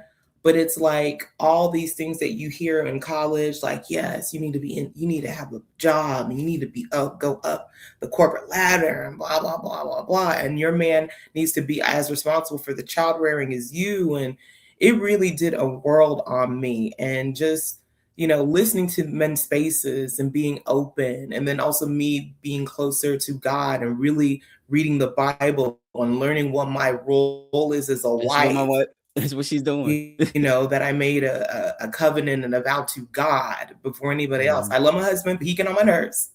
But even when he gets on my nerves, I have a vow to God to treat him, to respect him, to get his meals, to do whatever it is to take care of these children.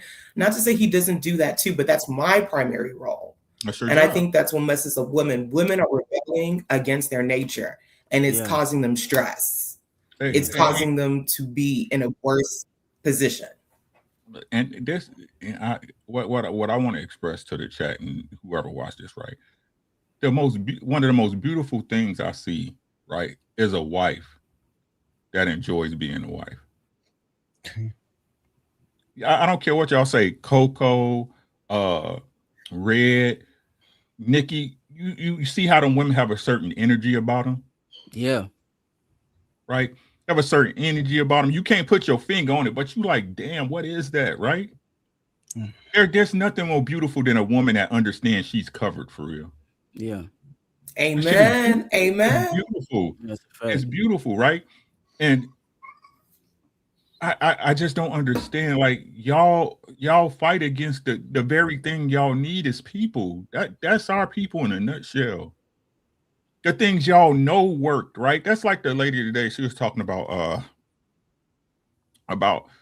how they like I said, I know I said this before, right? About the big mama syndrome, right? Big mama could have left whenever she wanted to. Big mama could have left whenever she wanted to. That's what y'all don't understand, right? It might not be a choice you like, but you always got the choice, right? That man provided a certain thing. And it's crazy how y'all say Big Mama was treated so bad. Big Ma didn't get it her way, right? But y'all keep asking us to be like Pawpaw. Bars. So what's the measure of a man, right? Ladies, is this the measure of a man to y'all? Y'all let me know. Fellas, you too. Is that when you go off on a tangent as a woman, right? You flip at the lip. You can't be quiet. Your patience. Old girl in the front seat, right? Right? What was a man just supposed to sit there and allow that to happen? Is that the measure of a man? Right? When a woman's outside and y'all at a restaurant, right? And it's a woman snapping, she losing it, and that man sitting right there looking. What's the first thing y'all say? He a weak man. Why he letting her do that? Ain't that what y'all say? That's crazy. That is true. Yep, it is. So it's crazy to me, right? How when it's uncomfortable for you or society, at that point, right? It's the man should take charge, right? But when his woman bucks, this woman who trusted me to bust all inside her body, this woman who trusts to come and live under my covering every day, under my house, trust me to make sure there's food in the house, there's a roof over her head, that she's safe, that she's covered. But then at this point, she doesn't have to listen to me. Is that the measure of man? Is that the man you want as a woman? I guess, because men like me, right? I can't catch the type of good woman that keep overpack. Y'all understand what I'm saying? Yeah. I think a lot of ladies, y'all fucking up for real. I'm gonna be honest with y'all. Y'all fucking up bad. We got our problems. We trying to help a good one. We got our problems, right? But I'm gonna tell y'all the shit that's really bad, we done fixed already. The shit y'all don't like right now is something that's intrinsic to that man. It's a personality trait, right? That's fair. But as far as the basics, we fixed that shit already. Y'all fucking up. Y'all fucking up. These young boys and everybody taking care of their kids. All y'all in here take care of y'all kids, don't y'all? Absolutely. Sir. Y'all fucking up. And like I said, I'm really getting tired of the point that y'all is running from the very community, saying it's black man's fault that y'all created. Exactly what they say. Like mothers buying their 17-year-old son strippers. Right. That's crazy. That did happen. That's no order in there. I think that the biggest thing that a lot of men don't understand and don't understand is valuable is peace. That's why I push back at the idea that it's a woman's job. If you did try and do the whole polygamous or polyamorous or whatever you want to call it, that whole thing where you having 2 women or multiple women at the same time, and to leave it to the women to be able to regulate themselves, I think that that's a fool's errand, because if you leave it to the women to regulate themselves, it's only going to be chaos. A man is supposed to provide structure and order within the realms of his household. And so it just leaving it to the women to try and fix themselves and expecting that that house is gonna be chaotic. Both of those women, both of the women have to submit to you. They have to submit to your authority and submit to your will and respect you. If they don't, if you don't have that from both of those women simultaneously at the same time, where if you say quiet down, you know, it's too loud in here, quiet down, stop the bickering, stop the arguing. You can't say that off of one word and create that order inside of your house. It's gonna be a lot of chaos. You know what I'm saying? And just doing it twice that's a tall order, man. Like it really is. It's a tall order to try and get to. But here's the thing, though. Here's the thing, August. Why wouldn't I have that? That's you know, maybe we working from 2 different vantage points, but yeah, I got that. That's why I said Nikki already set that down. Nothing changes with me. I protect, I provide. The atmosphere that I created is already there. Think about it like sports. The system is already in place. You ain't coming in and changing the plays. You ain't coming in now again. You can come in and shine and manipulate and get your 30, get your 4 touchdowns, but you ain't changing USC's system. And that's the same thing. Nikki's the one that's like, yo, girl, you think he cute? Well, let me tell you his itinerary. He don't play that. He's with a natural living, holistic, fruits and vegetables, growing in the garden. And then if that girl is on that page, like you said in your opening soliloquy, she gotta be down with that. She says, yo, you know what? Yeah, I like this. I like y'all. I'm with that. I hear that. So all of that discourse, again, it sounds just like when the ladies talk. We jumping from a good man to a bad man. We jumping from a good house. By the end of the sentence, it's a bad house. From the beginning of the sentence, it's a harmonious polygamous relationship. By the end of the sentence, well, it's just, you know, they going at each other and which one is it, bro? Because I know who I am, and I know we ain't putting nobody on the team that ain't productive, that can't get 30 a night, that can't pick up when somebody else is not having a good game. Again, I think of everything like sports because I'm a sports guy. And when I hear most guys say they played sports in high school, they played sports in college, but you didn't transcend that to your family. You don't have that same court awareness. You're not the same smart player that the coach loved. You forgot all of that when the baby shot out your girl. I don't believe you. So is you lying then or lying now? And that's where I stand at. You run your team, you run your family. No difference. Yeah, that's what I'm about to say. I don't play sport. I like chess. You know, I like strategy and that now type we of talking. thing. And so my whole thing is a woman might initially who mumbled that? Hold on, wait 1 second. Who mumbled that? I said it. I didn't mumble nothing. I heard said that. My I heard that. My sons will probably beat you. My sons will probably beat you. But what I was saying is that a woman may come in. I'm serious. A woman might come in and have that initial idea based off of how she feel about whatever the circumstances are, and seeing that she could benefit from that initially, and may sell you a wolf ticket to really, you know, make you believe what it is that she's saying. But in reality, we talk about the fact of how things transpire after the fact. So it's not going to always end up the same. And a lot of times I understand that my wife is emotional. I understand just even when we're dialoguing, and I'm a logical person. So 2 emotional people coming into contact with each other, even if it doesn't look like that initially, eventually it's going to transform into turmoil. And that's what we got to think about. The reason why I use chess is because you got to think moves ahead. You can't think just in a moment. If you do that just in a moment, then you doomed to fail. It's going to turn. I got one question before I land. Do you think chess is like life? Yeah, I think chess is a lot. Shit. Maybe 2 questions. Do we all start out with the same pieces in life? Exactly the same? What do you mean by that? Like the same like events, in chess? Okay, let me go slow. In chess, you start out with exactly the same pieces. The black side and the white side, they have exactly the same number of pieces. Everything the same. Do we start out like that in life? I would say no.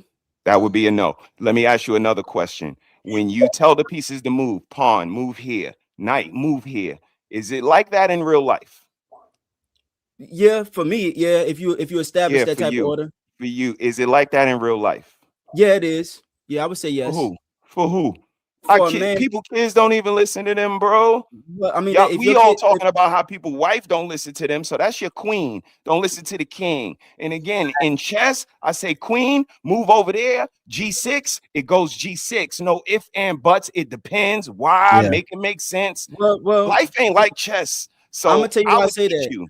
I'm gonna tell you why. I'm gonna tell you why I say that it is like that, because for me, in my household, I set the software for my children on how they perceive the world. So their way of thinking and the way that they operate is the way that I think and the way that I operate. Until. Well, no, it's not until because Yes. August. I'm gonna tell you why I say that. Okay. He just said it was until the girls want to disagree with each other. No, but no, now it's it's not. not until. Yeah, No, it's not. you got to keep No, the same energy, August. well, you And I gotta let think me. life is more like I'm a just hand of spades. You gotta If you gotta everybody let in me explain. You spades gotta let had me the explain it same though. I hand, got you, August. I'll go go ahead. next. I'll go next. You gotta let me explain it though. The reason why I say that is it's not until when we're in this household. I've raised these children from the time they came out their mama up until now. So the way that they even think about and perceive the world is my idea. So when I'm with my mom, if I was with my mom and it's just a single mother, they're gonna perceive the world on how she perceived the world, usually based off of how she feel about things. So they're gonna adopt that type of thinking and they're gonna perceive the world on how they feel about things. When you set the software for when you set the software for your children, that's what they are. They believe and see the world Like the way Uncle that you Ricky see said, it. until Uncle Ricky, Software is until. good until an upgrade is available. What do you mean? What does that look like? Explain it to me. I don't know Going because to I don't school. even.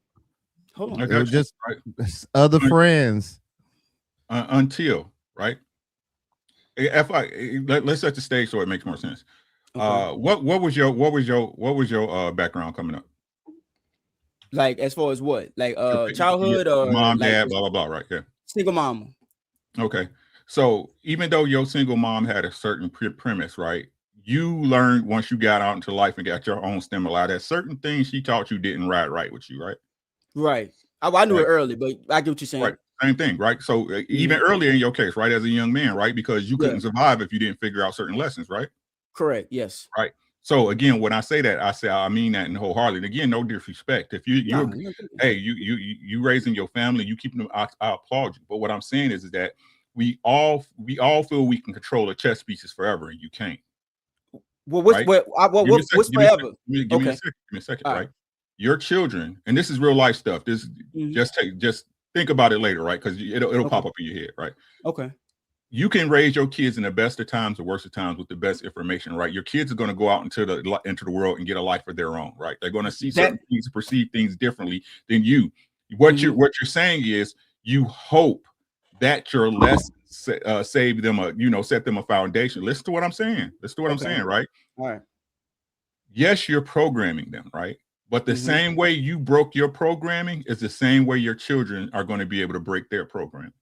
Right? I agree. More importantly and more inherently, because you they daddy and y'all got the same blood. Nobody ever want to talk about the power of blood. Right?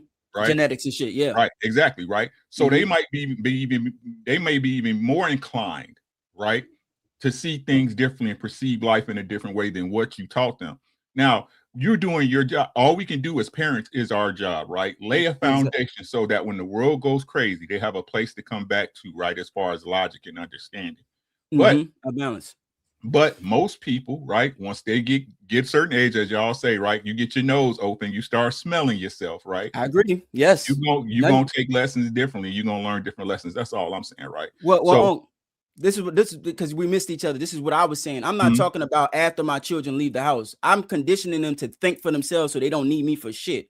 I want to be the last person that they come to because they should be capable men on their own after they leave the house. I'm talking about in the sanctity of my household. So when you under my covering and under my rule, things run a certain specific way. It ain't no until. The until is until you leave. That's the until. But I'm just talking about the microcosm of the time that they come out their mama until they leave the household. So the way that we conduct ourselves in this realm right here. Yeah, you talking about the structure within the house. That's all I'm talking about. I'm not talking about after the fact. You know what I'm saying? But you know what I'm saying? But I do agree with you that I'm Gotcha. conditioning them to think like that. That's why I say Right. chess, because I want them to go out into the world and think 3 moves ahead. I don't want them to go and say, oh man, I see, this guy has 2 wives and they all doing, whatever, and not be able to say, well, before I take this on, what does that look like for myself? Now they can take it on if they want to. My children, I don't do that, but if my children decide to take that on, my sons decide to take that on for themselves, I think that I have programmed them well enough to be able to understand and think, strategically enough, and they may be able to handle it. One of my sons might be able to perfectly handle 2 wives, whereas I can't. I believe that he has the capability of knowing himself well enough to be able to do that. So that's what I'm speaking to. But in the confines of whatever we got going on here in this structure in my household, we do things my way. That's all I'm saying. Question. Understood. You just have sons, no daughters? No daughters, man. I'm looking for one though. We working on it. Say he's shooting, he practicing. Oh yeah, but I want one, bro. I want one. That's gonna be the most challenging thing in the world, dog. I'm telling you. Let's go, August. Trying to break the coding, huh? And lady, listen, I'm gonna let you know how you dealing with a real grown man. Cause when it comes to a grown man, he don't got time to deal with multiple women. He got his mind made up. He walking into purpose. He know what he want. But what he will do is deal with one woman in multiple ways. And we're also listening to men who don't even possess the qualities or the character to be able to navigate that many women. From a woman's perspective, though. They don't. From a woman's perspective. No, I'm speaking for the men who are usually having this conversation. The men online who are usually having this conversation are not the ones who even qualify to have multiple.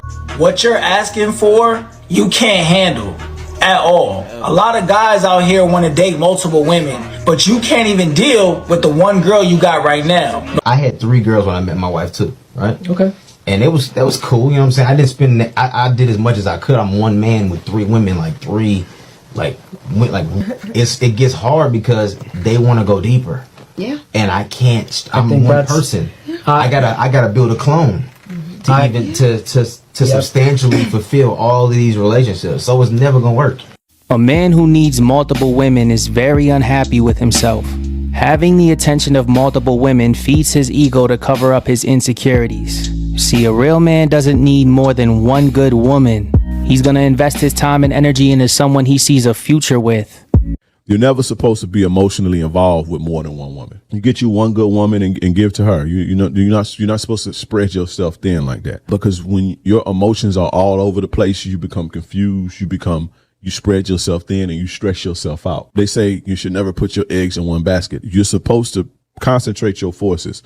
Now, when it comes to business, you see people say, oh, you should have 7 streams of income. That don't mean have a laundry service, have a car service, have a fucking... Now, if you super uber rich and you can hire people to do these things and you just buy these businesses, cool. But when you're trying to build something, you're trying to build a business or a relationship, it's best to just focus on one thing at a time. Now, I have multiple streams of income, but my multiple streams of income come from this one business that I built. And you're supposed to do your relationships like that as well. When you don't do that, you're going to tire and stress yourself out. I can promise you. I know it may seem cool that you got all these bitches and shit, and I'm not telling you to not deal with more than one woman. If that's what you want to do, do it. But to emotionally involve yourself in more than one woman is eventually going to stress you out, and you are going to cause yourself problems. I promise you that. And that's going to hinder your productivity. And I think that's one of the main things that men do that hurt their productivity. That's what I was saying. Mostly you don't have a bandwidth for it. You don't. You don't have a bandwidth for it. Like I said, it's different. It's different. Like before I met my wife, I was seeing for girls. That's all I was doing was seeing. I wasn't emotional and thinking of you like that. Nah, I didn't have a bandwidth for it. Right. Like I said, us as men, we hate to admit that we love hard. Right, I love my wife hard. Y'all understand what I'm saying? I love my wife hard. Yeah. Right. You not so much so if something happened to her and Lord forbid, no. Right, because I understand what it's like to love somebody I understand it now. I understand it. Right. Yeah, like I said, y'all try to talk about shit y'all have no understanding of. Y'all have no understanding what it is. That's why y'all don't know what love is, because you never loved nobody. Y'all ain't never loved nobody for real. Somebody that you will actually, y'all didn't know. I would die for my wife and I wouldn't think two shits about it. I wouldn't think twice about it. It's a reaction. It's not even a thought. I'm willing to do without, so she's okay. And that's why I don't worry about it, because she's willing to do the same for me. And it's not, and shout out to Coco, right? It's not just that your man was right. He had to prove it to you first, right? He had to prove it to you. Why would you deal with a woman that you don't have to prove you love her, right? Think about it. That means any nigga is whatever. Ain't no proof needed. Right. Ain't no proof needed. But you the man, you him. You him, so you him. No, you just the next nigga in the chain. No, you don't have the bandwidth for it for real. You don't have the bandwidth for it. Say what it is. I love her. I'm fucking these other ones. That's what it is. There's a main. Yeah, I agree. Let's finish to see what August had to say when he had his little thing with Ali. Well, it's capped to me. No, you may it's be not. telling No, the it's truth, not. but it's just capped to me. How's it capped to you, bro? If we can operate with logic. Because if we can operate, so how many women were you dealing with before you got with your woman? One. So I'm a one woman guy because I don't like to have to navigate and navigate women's emotions and regulate them all the time. I got things that I want to accomplish in my life that I want to put time towards. My woman is enough. I got to listen to her day, listen to her problems, help her regulate a whole bunch of stuff. It's enough. You know what I'm saying? I don't want to do that times two and then still be able to do this stuff that I'm doing right now and build my businesses and, teach my sons, you know what I'm saying? Build myself. That's too much work. I got one woman that's good enough. Where would you have the least problems, being single or in a relationship? Where would I have to in my relationship? Where would you have the least problems in my relationship? Okay. No. Why? Because legacy is a part of what I'm building. So I need her to help me. I need her to help me regulate that. If I gotta do it all by myself. My children, my sons, the house that I own, that I'm passing down to them, the businesses that I'm building. So all of that, she's helping me organize that because she's taking care of my children. I have a fitting wife to be able to help me build my legacy and get on my program. I can't do that by myself. I can't bear children by myself. If I bear children by myself, I'm gonna have a baby mama that I gotta deal with, and then I have to raise my sons in a broken home where I have to unteach them the shit that they mama teaching them because she don't have my leadership to teach her the right shit. So I would prefer it like this. This is well thought out. This ain't me just going on no carnal behavior like the rest of y'all. Oof. Good Lord. God damn. I disagree with August. I disagree with August on one part. You said carnal behavior. Okay. I disagree with August on one part.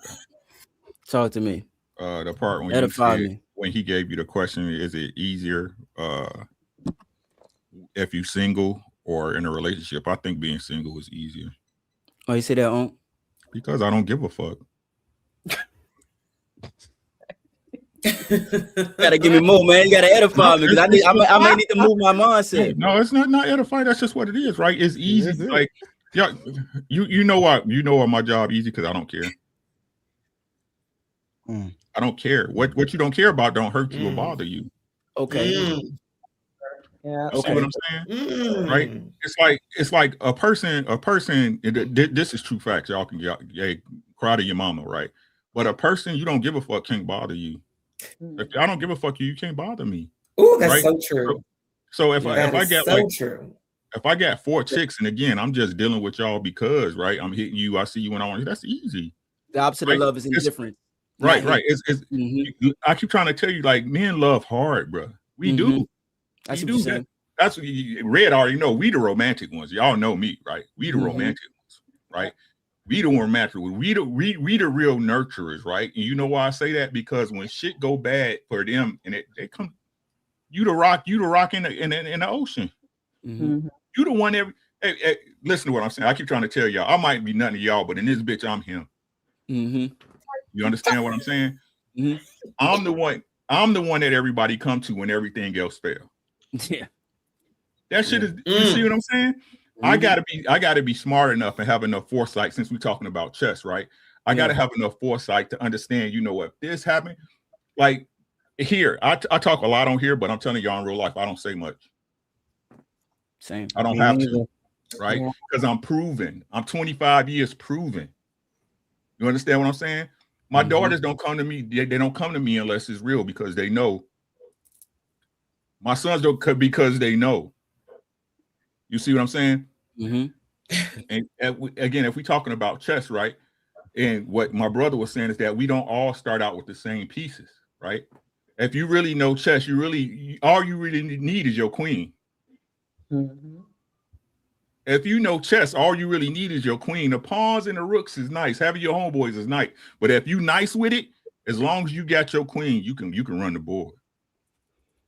Right? So what I'm saying is this, right?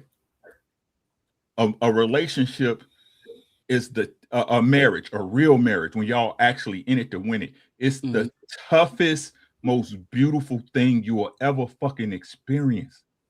It wasn't meant to be easy. If it was easy, all these motherfuckers would do it. Yeah. Okay. You tell me how many of these motherfuckers these leeches, these viruses, these goddamn what they call what you call it, Sean, when a baby growing inside a parasite, right? Parasite. These fucking parasites and opportunists. Do you think they would not jump at the chance to be with somebody who's going to be with them through everything if it was easy?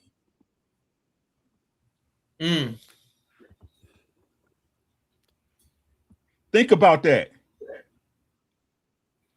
No matter what y'all say, the polygamy shit, marriage is proven. Marriage is proven. Like old boy said, it's niggas with millions who can't manage 4 bitches. Yeah. It's true. So they say they got the bandwidth and the emotional intelligence and the money to do it, and they can't manage it. Let me give y'all an example, and I used this before, but it'll make sense. It's a car, a Mercedes-Benz S500, right? One of the best cars made. Used to be, right? Don't y'all know they have used the same engine in that car for the last 30 years? They didn't change the body style. I don't know, you seen the S500. Yeah, I know. I'm a car guy. Yeah. They didn't change the body style. I don't know how many times. They changed the suspension. It went from air to magnetic ride to pneumatic, right? Soft closed doors, all that shit. It's the same engine in that car. Just better efficiency. Because it works. Marriage works. It's the people that fuck it up. That's right. Opportunity. Where's the collection plate? Let me say, this is what I was speaking to on that one. What I was thinking about when I answered that question was what my goal is in life, right? And so what my ambitions and my goal is. And so I'm looking at the most expedient way for me to accomplish that. And so it would not be expedient for me to accomplish the type of legacy that I'm trying to establish as a single man. There are benefits to being a single man where there's a level of focus that I can dedicate to the things that I'm accomplishing as far as business is concerned, and allowing myself the freedom to not have any other distractions. That is there, but I have a greater goal that is outside of just what I'm accomplishing just in the now. I'm thinking more strategically, because in order for me, what I want is I want a legacy. I want competitive young men that comes from my line that I'm going to give the benefit. Remember how Mr. He said you didn't have all the pieces on the board. You right, dog. I didn't, but they do. They got all their pieces. You know what I'm saying? And I wanted to make sure that they have all their pieces, and I want to give them the strategy so that they have all their pieces. That was my goal. So is it easier for me to do that by myself? No. I need someone to be a part of this mission with me that is willing to submit to what my ideas are and buy into what it is that I have, not for just for her, but for our seed into it. That's why I answered it like that. You know what I mean? I'm not thinking as an individual. I'm thinking that, you know what I'm saying? I'm thinking long-term strategy. I'm thinking legacy. I'm trying to come back and reincarnate as a millionaire. You feel me? Just stay focused. Yeah. I'm CEO locked in. didn't get I'm all the that way locked in. because he don't play chess like that. But I knew you. Oh, come on. I was a chess master in 3rd grade, bro. How old are you now? Al Bundy scored 4 touchdowns in high Yeah. school. How old are you now? You still in 3rd I'm grade? gonna be 39. I'm still nice though. Okay. But One way to you see find the out. name? Add iCloud. We could play right Don't now. worry. Hey, See the name? Add iCloud. Okay. We could Hey, play right CEO, now. What's up, I brother? wanted you to drop. I didn't get the chance to get you to drop your channel in the chat last time we was on the panel. You had dipped out before I could ask you to drop it in there because I wanted to sub to you, dog. Yeah, I ain't even got much content on there. Okay, but I'm gonna drop it in the chat. For sure. How I do this? CEO don't do nothing on his channel. Okay. I don't, but I will. No, I ain't gonna Trying to figure out what type of panel to start. Like, it's so many of y'all already doing it, so I'll be just jumping on y'all joints. Additional coochie. Yeah. Your intro song should be J. Cole. I want to fold clothes for you. I was thinking, how'd your bitch, how'd your wife? She might be my friend. No, I got a perfect song for you, CEO. You got me? I love you. What the fuck is wrong with you? My bitch runs the street at night, and I can't sleep. I'm saying my bitch runs the street at night, and I can't sleep. There you go. I'm saying, y'all. She better bring that bread back. That's my issue, boy. I don't care what y'all say. Yeah, that shit go hard. That shit go hard.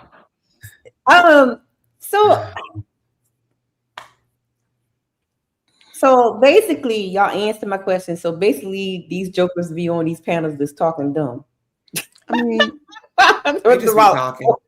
They just be talking. I think like Uncle Rick said, I don't think they really be having the bandwidth, but like you got to be strong minded, man, because I am forced to deal with 4 women in my life on a day-to-day basis, and like I think I said it on this panel or some other panel. Sometimes my wife just see me and be like, she don't know how I do it, and I just say, yo, I just be patient, bro. Like even with the arguing, like instead of, if my wife's the candle, right? She's arguing. She got that she's the flame. I just put a cup over it. Remove the oxygen from the room, bro. I don't add a flame to it. Remove the oxygen from the room. It's gonna go out on its own, and then you're gonna have to sit in that smoke and deal with it. You feel what I'm saying? And then when you're ready to talk, we could talk. Like, I just don't be engaging with the high stress. I've been through too much of it. I've dealt with too many women. I'm not going to feed in to what I know you're going to have an advantage over me on, right? When it comes to the argument, the woman in that car, she was setting him up to use her advantage, which is the system. I'm not going to engage in that. What I would have did was unlock the doors, left, got out the car, took the keys, got out the car, and opened the windows until the cops pulled up. But I would have kept recording. Like, you can't just sit there and let that happen. If we was at a restaurant and she started to go, I'm going to the host, paying the check, and I'm out. You feel what I'm saying? I mastered the art of just removing yourself from the situation. You feel me? I just think, like, because I just be confused because they just be talking about the women's all day on the panels and stuff, and fussing and cussing that women ain't this, and the women, we can't do this with the women, and the women don't respect us, and the women are this. And then y'all talking about y'all want extra women. I'm trying to understand. I just thought it was weird. You're gonna multiply those problems. It is weird. Oh, that's like, I think that's what you were saying earlier. Yeah. They're mad about the caliber of women that they have currently, and they want to have a better caliber of woman, because if they had the caliber of woman they wanted, that woman would either, as Mr. He said, will be like, okay, come on, I think I'm ready for another one. If that's your path, scared or to they lose. would be so happy to have somebody that's worth something that they'd be like me. I'm good. They scared to lose, but don't want to play to win. You understand what I'm Facts. saying? Like I told you.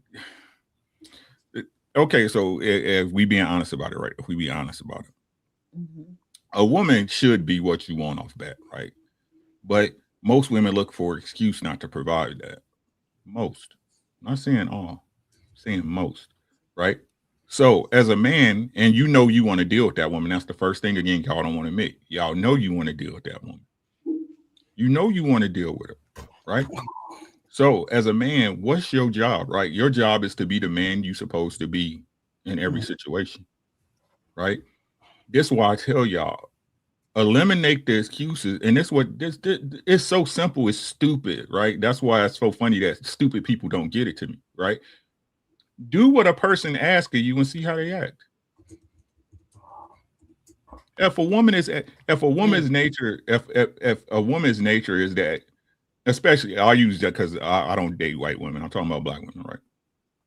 The biggest excuses we hear if we talking about it in general is just, oh, men don't provide, women got to do this, da da da da. Okay, provide as a man and see how she act. Right? Men cheat, da da da. Ooh, okay, stop cheating and see what she do. Right?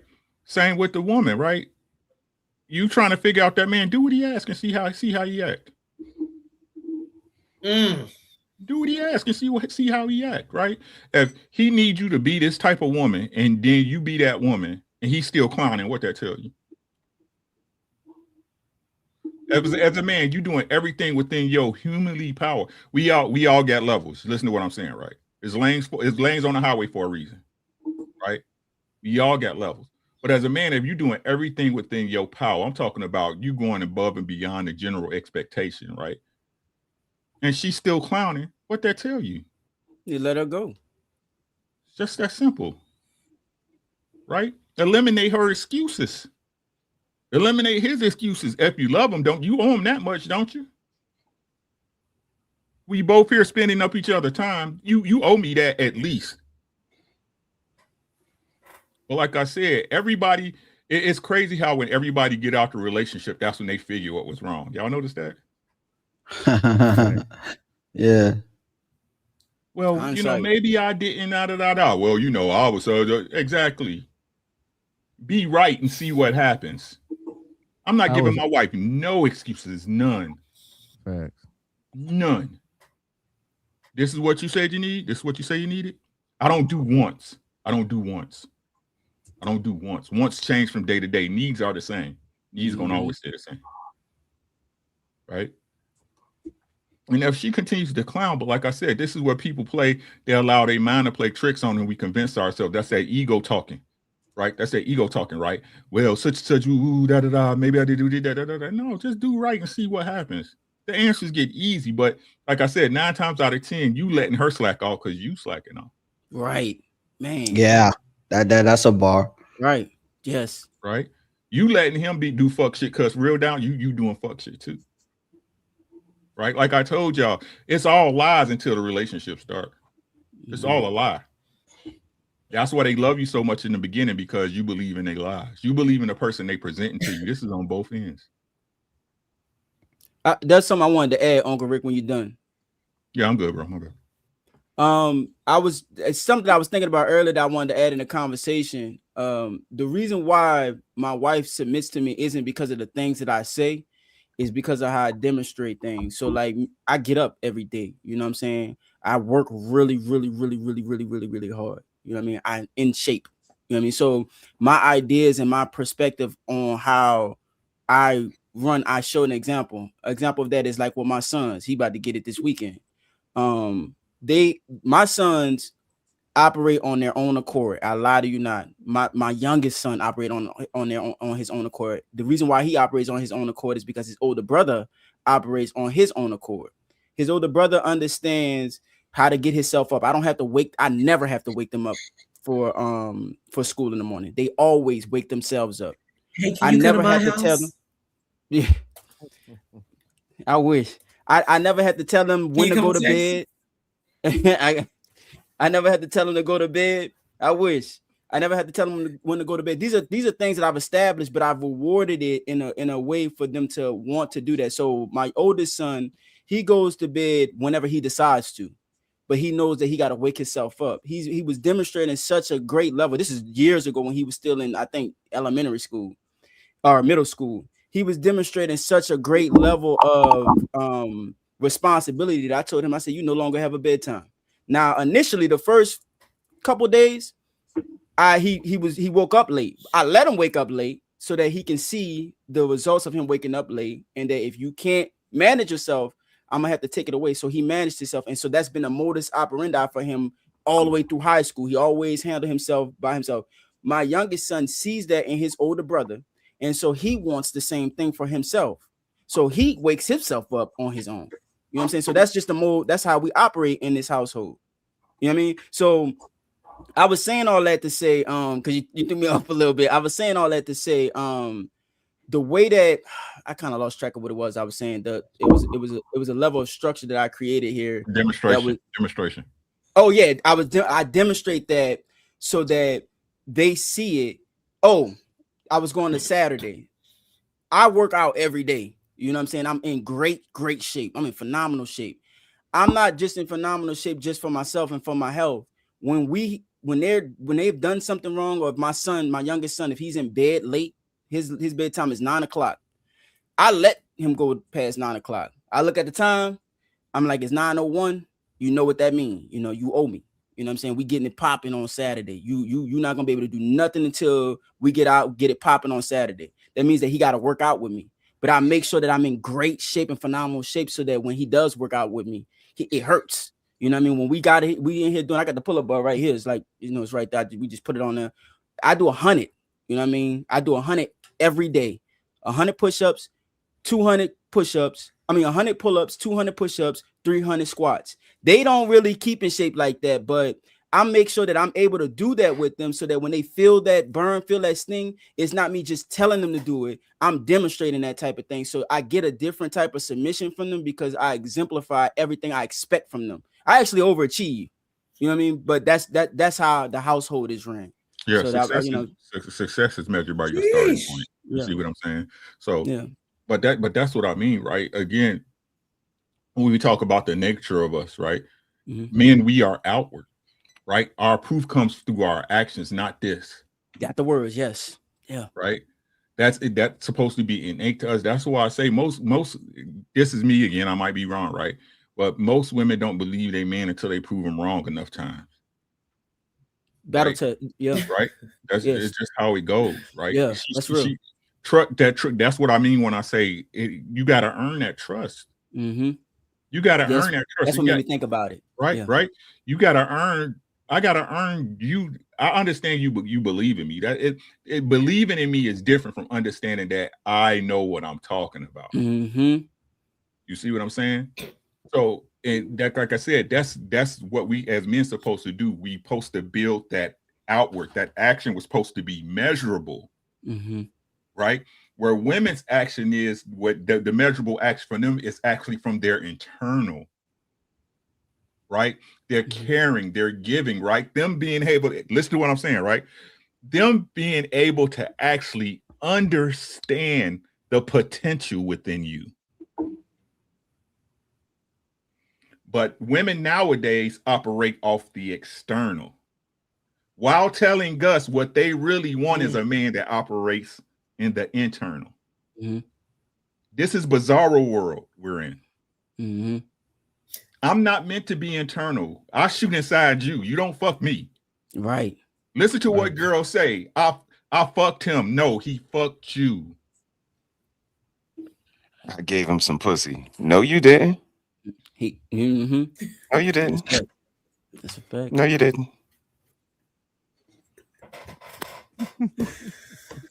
Ooh, wee. That's how it goes. But yeah, I'm just saying because, like, so I didn't grow up in Nigeria, but Nigeria is a patriarchal. They talk about the patriarchy in America. No, that's nothing compared to. And it sounds good if your woman brings another woman to the relationship, but I'm just saying Do you want that for 10 years, for 15, for 20?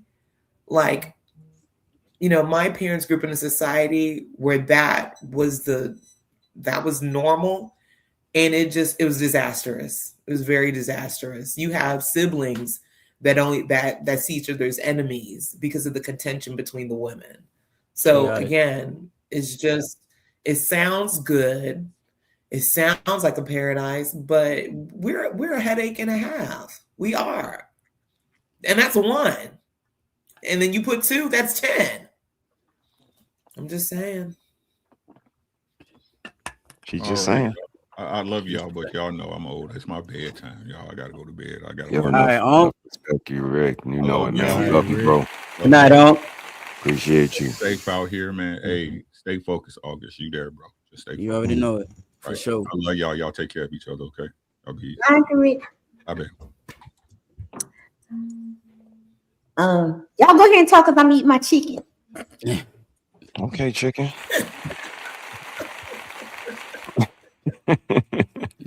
Hope it's good. So August, what was your ultimate thoughts and takeaways from the conversation that you had with Ali in that exchange that we watched? I think Ali, you know, I think he mean well. That's my dog, no matter what. I think he mean well. I think he shares a lot of the same sentiment of a lot of men based off of an optic. And I don't think that they tend to actually do the exercise of working the thought out of what it actually looks like when the rubber meet the road. And that's like the same thing with business. A lot of people have these grandiose business ideas, but when you have to implement those business ideas and you run across the first issue, most of them just quit. You know what I mean? So it's a difference when you, marriage is the same. It's a difference when you have bought into something and you're going to see it all the way through, then just to have these ideas for the optics of something. You know what I mean? And so with me, because I think like that, I'm not saying no to multiple women because I'm not a man who desires multiple women, or, you know, as a man, you know, his nature can be a little bit insatiable when it comes to multiple women. I know that there's an opportunity cost with multiple women, and I value my peace above all. I value my structure above all. And so having another woman into that and coming into play, even though I may be able to handle it, it's not worth it for me. It's not worth the disruption of how everything is organized here and how well it's organized. I mean, if you would have to see what it is that I'm talking about. I know that I'm explaining this stuff, but it works seamlessly. Like my children, I'm so proud of my sons. You know what I'm saying? And they value my opinion about them. They value, you know, how proud of them I am. They look for that, you know, within themselves. You know what I mean? So having another woman come into that play, they're gonna have to watch me, because that's all they're doing. They listen to it as I'm saying, but they watch me more. How I operate and the things that I do, that's what they pay close attention for. And that's a big reason why I overachieve, because I need them to understand that nothing that's worth gaining is easily gained. You have to put the work in. So they're going to have to watch me interact with 2 women and navigate that, you know what I mean, simultaneously, successfully, you know, and I just don't have no interest in it at all. Gotcha. Appreciate you, bro. Appreciate you sharing. I got a question. Something what August just said. So you said you have to like put in the work and demonstrate it, you know. So can we apply that to relationships and marriage? Yes, absolutely. They watch everything. They watch it all. How I interact with their mom. I'm talking about the woman watching the man watching the woman. You know, watching because like you always hear on the panel, it's like, oh, she's disrespectful. She doesn't show respect. She's not submissive. But if she doesn't see you being respectful to other people, right? Because she's looking at you doing the same things that you complain about her not being. So, like you said, when they say a woman's supposed to be submissive, but the man is supposed to be submissive to God. And if you're not following anybody, if you don't have no foundation, if you don't have these things, what makes you think that she's going to follow you? I got questions. Okay, I'm going to eat my chicken. No, I agree. That's a part of what makes her buy into whatever it is I'm doing. I can agree with that. I don't want somebody was about to say But I something. think sometimes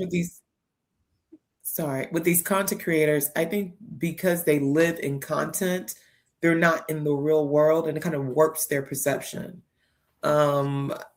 It's just like, and unfortunately, and I understand, because you continue to see examples of women behaving badly, you're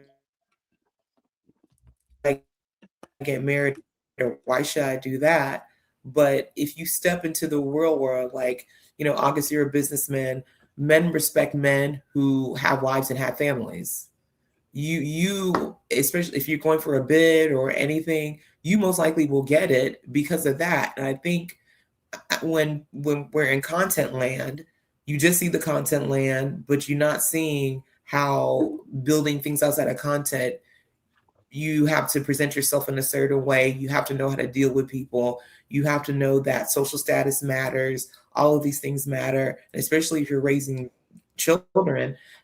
And know not to Ali, but I don't know. I don't believe he's married, but he does have children and he's with this girl. I don't know how he can hold the opinions about family being important, but I understand his concerns about marriage, but he could get a prenup. So maybe it'll come up later in the panels, but like you said, your children are watching. All of our children are watching how we interact with our spouses, with people who are not our spouses, with the child's parents. So really coming into this space, I'm like, I don't believe half of what anybody's saying. Y'all be lying, y'all be scammers, y'all be putting on a front. I live in the real world. I still have a 9-to-5 right now.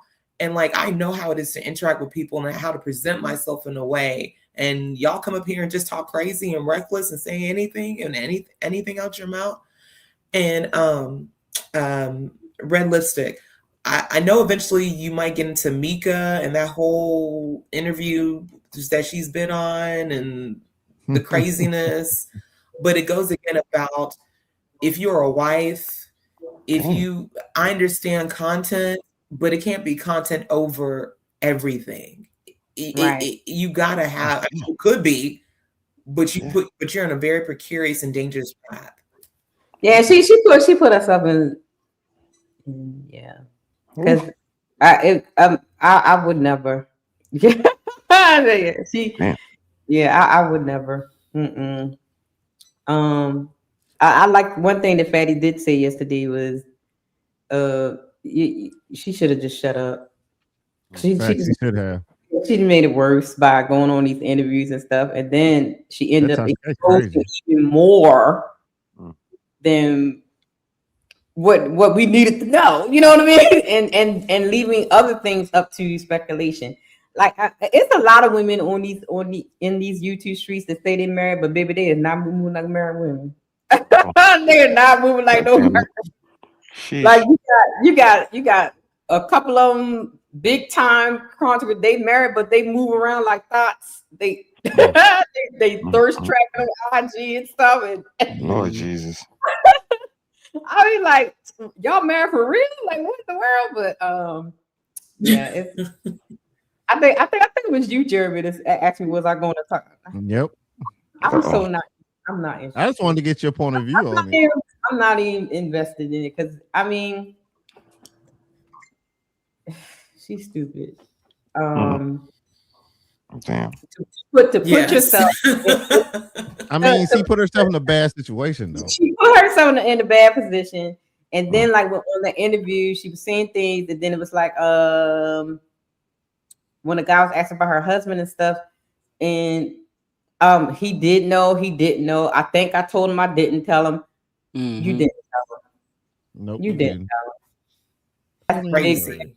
Right there. Like, man, that man, your husband probably didn't know you was doing none of this until you got called out on the internet and all that kind of stuff. So yeah, it's interesting. I think that's an assumption. I think I don't like the fact that Mika is like being attacked that way. I think her husband knew everything. but he's just been put in the jam to where she gotta come clean.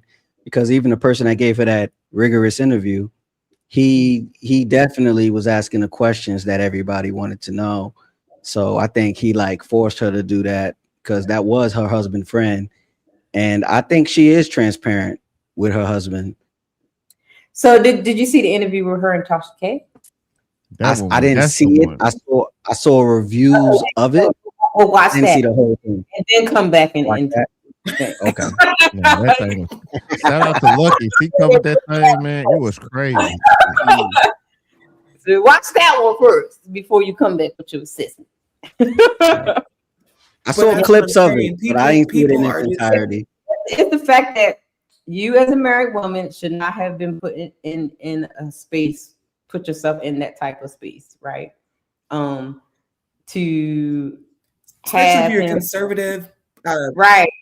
Into him taking you shopping and all this kind of stuff, going to his place where there's nobody there but you and him. You already out of order.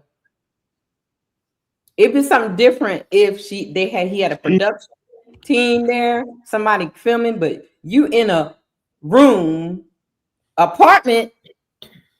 It wasn't no studio. This is an apartment made into a studio.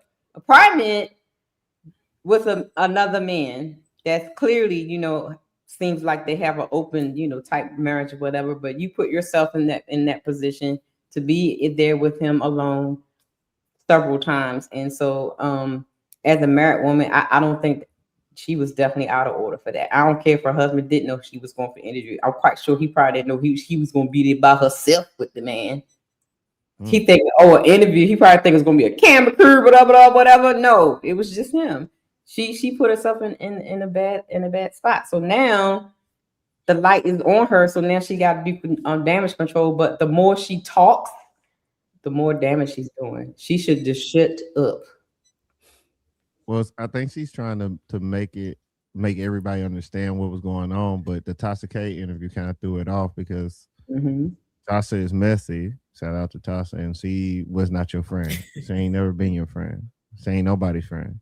So you had a better chance just staying with that dude, because at least he seemed like, I'm gonna ask you these questions, but I'm not gonna go too disrespectful. I'm gonna go ahead and get the questions out the way. But he had a lesson at the end of the, what did we learn? Yeah, I can respect that. He was trying. Yeah. Oh, well. He was trying to protect her. He really was, and she couldn't see it. She did not see it. It was like, and that's scary. She gave him more attitude, especially again. You have, you got it, Coco. I think she got it. Go. No, but I'm just saying. I'm just saying, if you, again, optics make all the sense. In my mind, when I even heard about her going with Anton to Corey's show, I'm like, why, if you are trying to be in this lane, why is it that you'd want to be seen at Corey Holcomb's show if you are trying to be conservative political commentator? And even the way that she dressed to the show, you see this guy in a suit and you're coming in with shirt and jeans. Like, she needed a PR team. She needed a stylist. She really does need a PR. I mean, she says she has a manager, but you need a PR team. You need someone to be like, no, girl, this is if you're gonna have this interview, this is what you're gonna have to say. This is what you have to wear. You apologize. You say, I mess. Like, this is not making her look good, and she can't even see it. First of all, she didn't even see the play about Anton because she may be smart. She may, but that's not the reason why he wanted to interview her. Like, that Tasha K interview, like, I was like, girl, get up off the ground, like, stop it. Like, Tasha knows what she's doing, but Mika, I'm like, you, like, I don't know. You just didn't think about, to August's point, people are short-sighted. I believe she thought, like, Anton has a big platform and that's going to lead to me popping off. But unfortunately, you're not. You just don't have that. And now, and how you were paraded around, especially for women, and you're a married woman, you are not going to get that respect level, because all these videos is anti-side piece, anti-side piece, anti-side piece still. And now we know you're married, but it's still anti-side piece. I mean, so wait, it's no such thing as what about all news is good No, go news? ahead. Like she getting exposure, right?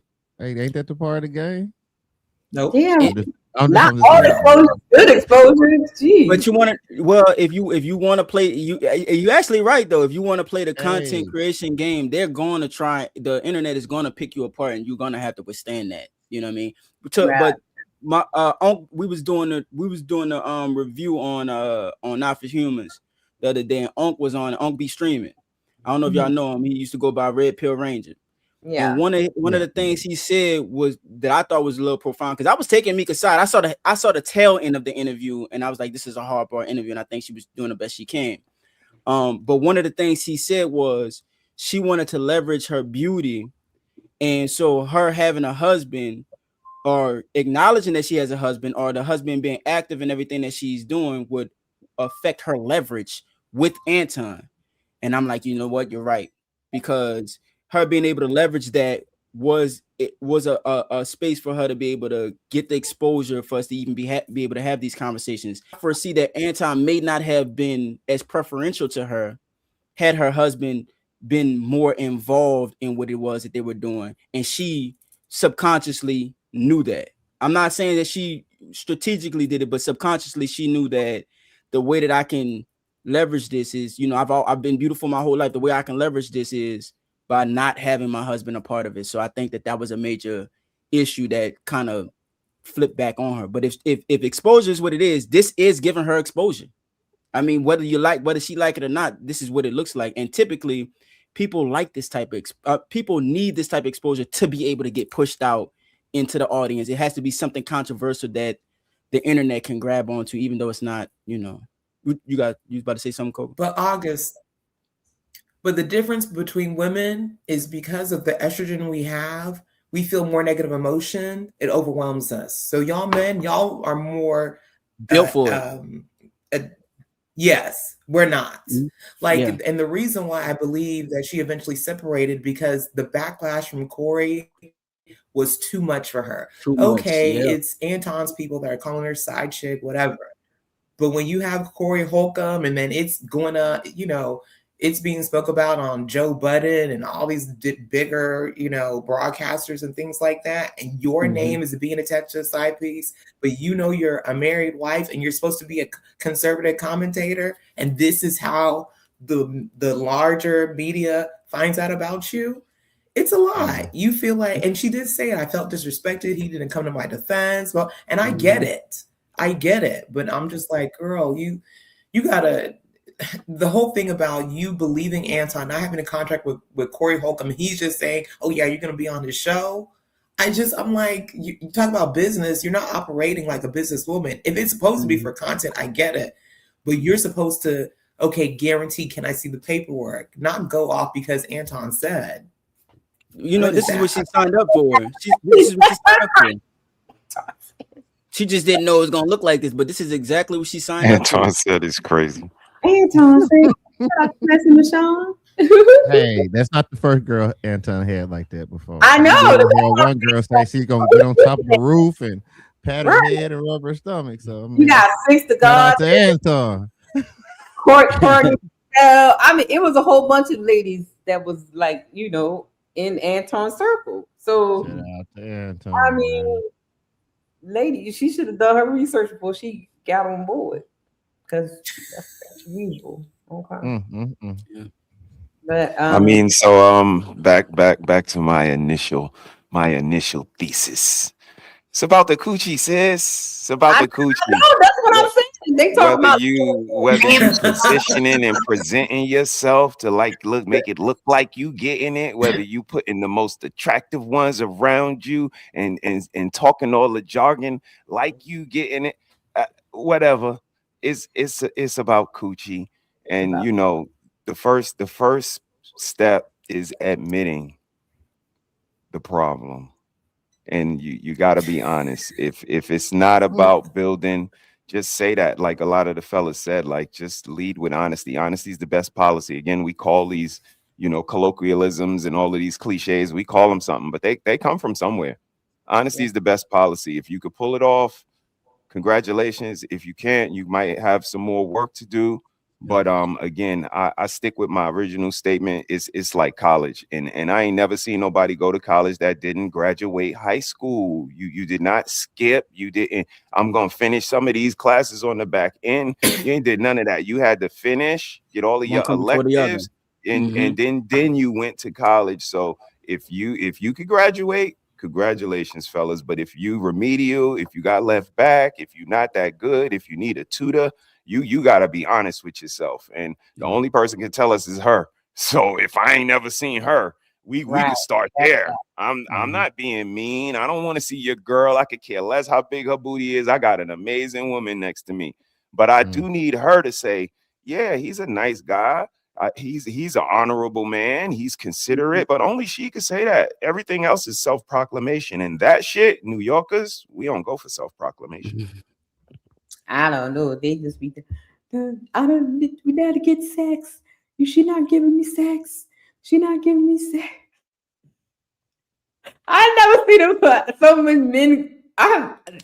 The internet is crazy. I have never seen some men just complain about not getting the coochie. I guess they girl don't know what Amazon is, I guess. Or she just don't like them. Because that's what I was like. They could get excited whenever they want. They girl ain't never bought I need one like of them. this. Did you make that? I mean, I guess I could make me one, I suppose. It's a candle. Yeah, that's crazy. I like that. I'm gonna make one out of this. I got a plate earlier. I don't or nothing. I just be talking. And she not give you sex. She not. And she pretty. And she got her own hair. She don't wear no makeup. Okay. And I love her to death. Oh God. Hey, this was fun. Great discussion. But it's time to shut it down. We are sleepy. It is time to end the show. But first, let us hear your final thoughts. Let's shut this down, but first, let's get these final thoughts. All right, final thoughts. Let's start with the ladies first. Go. I think she froze. Oh, okay, there you go. Thank y'all. It's been amazing. I'm getting too old. Because I am tired, but I feel like I'm doing the Lord's work, really, even though it's scary in these content streets. People are crazy. Women are diabolical. They are self-destructive. Not all women, but run into these panels. You know, Pretty Red. These women are crazy. They're off the chain. I've been on here since 2001. And yeah, it is crazy. When I used to show videos and stuff to the ladies, and they didn't believe me that women actually act like that. And I converted a lot of women. I didn't believe it either. I converted a lot of women in this space. Oh my God, I can't believe you were right. I'm like, I told y'all. They believe me now, child. Yes. Mm-hmm. And it's like when the men be right, and because I love women. I love women, but when the men be right, I'm like, what can I, women, y'all leave me to dry. What can I can't say anything when y'all acting this crazy. It's gonna be great panel. Oh, I'm proudly picked. I'd rather be picked than unpicked. Let me be picked. I'll be picked you with me good. Oh my goodness. Well, thank you for coming. I don't want to be on the other side. They're bitter. They're disgusting. Right. Yes, but thank y'all. It's been a pleasure. All right. Shout out to Jeremy. Jeremy just bust me twice in chess. You ain't real have quick. to say nothing, man. Oh, I gotta say it. That's respect though. Next Wednesday, same time. Yeah. That's respect. August, I'm waiting on you now. No, just You bust me twice. All right, August. Final thoughts. I just want to say thank you again. You know what I'm saying? I've been peeping and seeing your panels and everything, and I appreciate the opportunity to be up here. And all my pushback, I'm just trying to edify and be edified. So I'm not, here to trying to beat somebody down. You know what I mean? So Much it's love, all August. Nah, you all good, bro. for sure. I don't like when everybody, agree. You Yeah, want yeah. You gotta have some want contention. you gotta have. It's not necessarily like to have an argument or something on the panel. I always wanted to have different perspectives, and then maybe meet in the middle, or if I can teach something to somebody and somebody can teach me something. That's how I like it. That's good. Always. Yeah, all I gotta say is, if you are looking to get into a lifestyle, just be prepared with everything that comes with that lifestyle. Yeah. A lot of people like to bite off more than they can chew. Just make sure you can chew this. Yep. Yeah, that's a feeling. That's a whole fact. As always, it's a pleasure to be on the panel.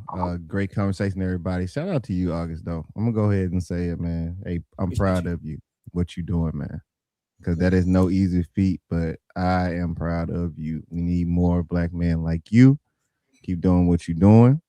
And guys, make sure you guys try to follow me on RF Music Play. It is a little compilation of stuff. I put a Black History Month album together. It's about 15 tracks. So I will drop the link in the description right now. All right, so it's up. But y'all just go there, check it out. That's what I'm working on right now. Red got me. I've been Red got me wanting to do it right. Yeah. That's on YouTube. Okay. Mm-hmm. You drop the link because I wanna make sure.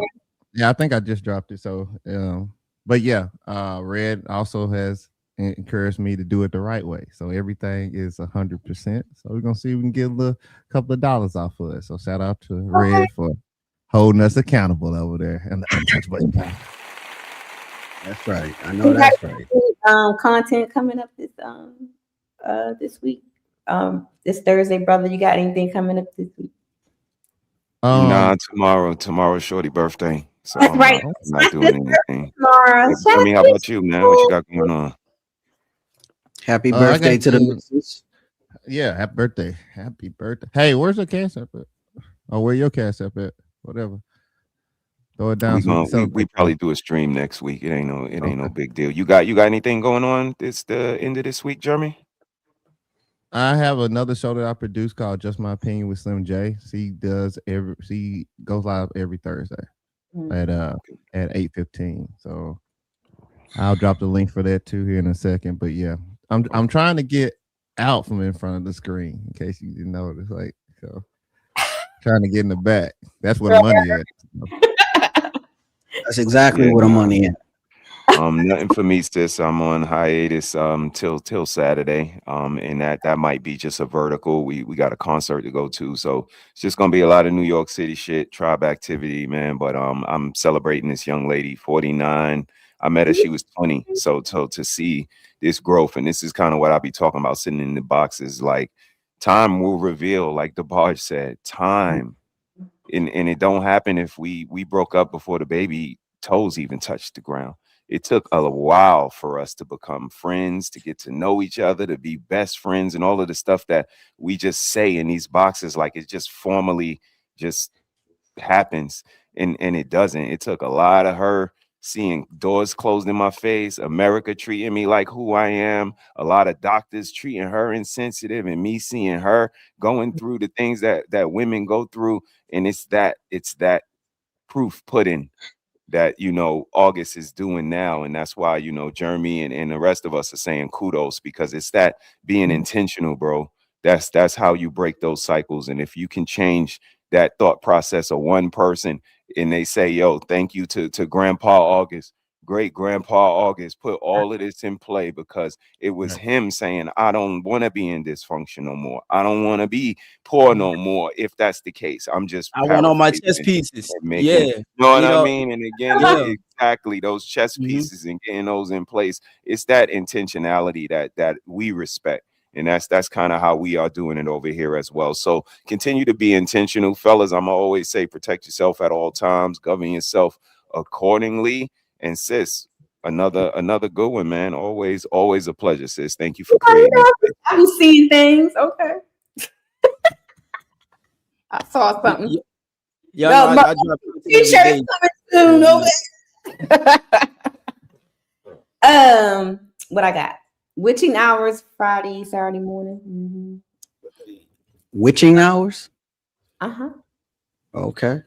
Would that start at 12? 12:15, 12:45, something like that. Central time. Okay.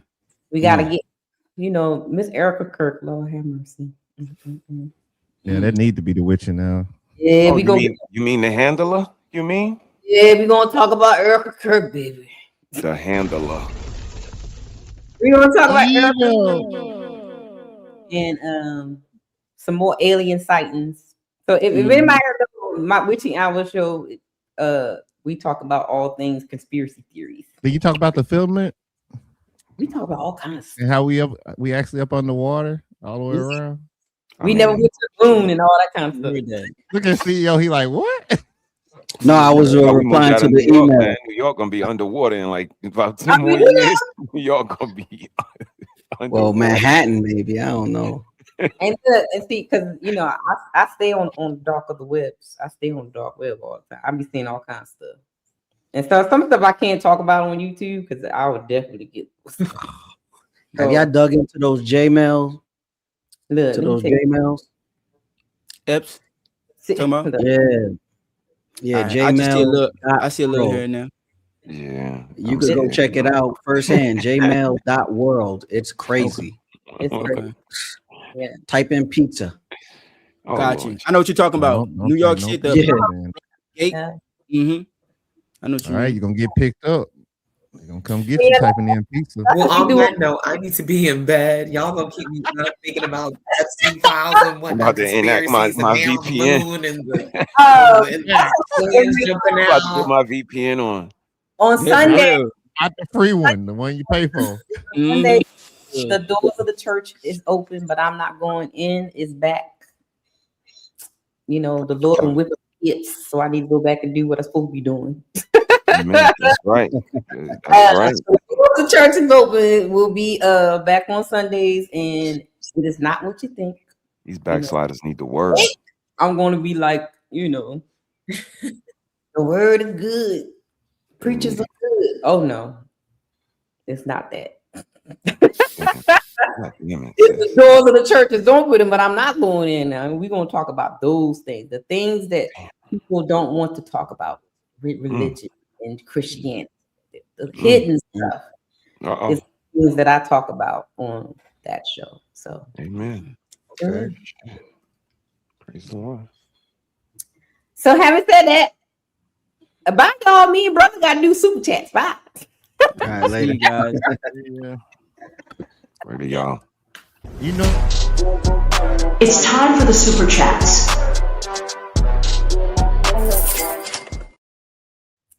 Hey, brother.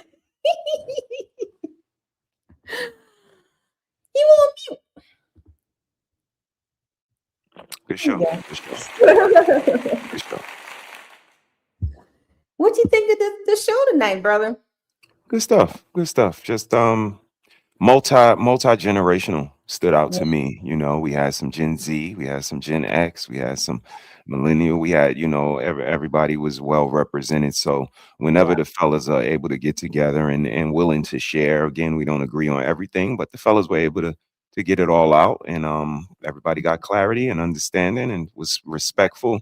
It's not always a need for so much discourse in conversation. We have it, we get through the next thing, we get on to the next one and rinse and repeat. So just appreciative of the fellas being willing to come up and share. And shout out to Ali, shout out to Fatty, always providing the material. Like I said, I appreciate them because we're all characters, man.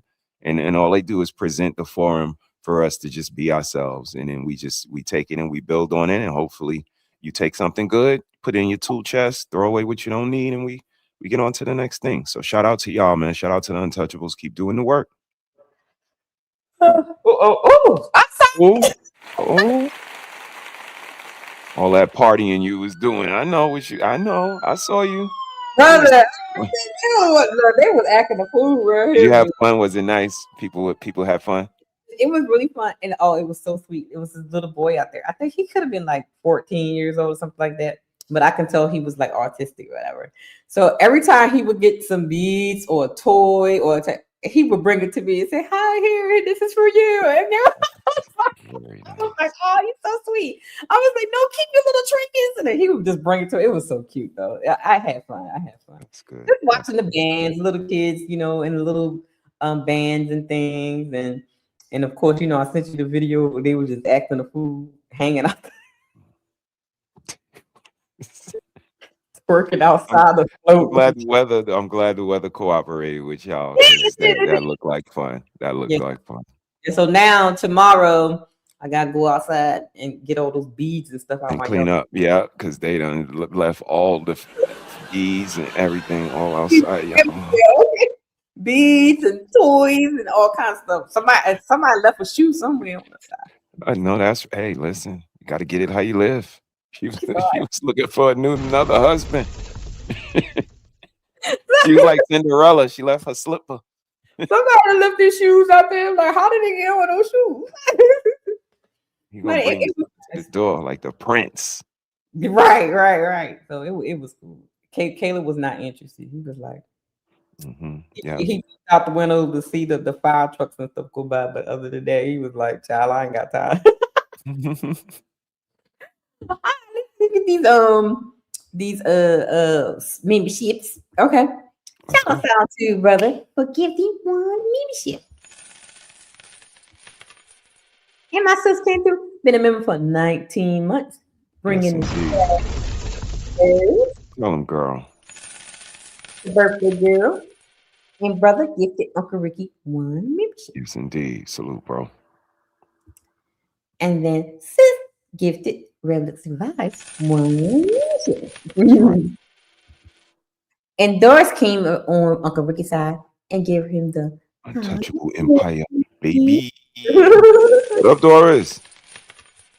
And then she came over here and gifted me one membership. Yes, indeed. Thank you. If that membership landed on you, please maintain. And then Zara came in and gifted one membership. Thank you guys for memberships on tonight. I think I got one cash app. Let me see. I forgot who it was from.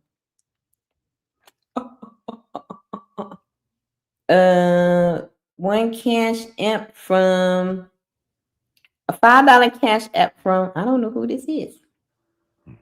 Thank you, though. Thank you for this support. Robert Daniels. I don't know. Maybe some subscribers. Thank you, Robert Daniels, for the $5 super chat. And that's another thing. I don't want to hear about no equality, because I don't never look in the comments and say, "Red Lipsticks, why you ain't put the men's cash app up there?"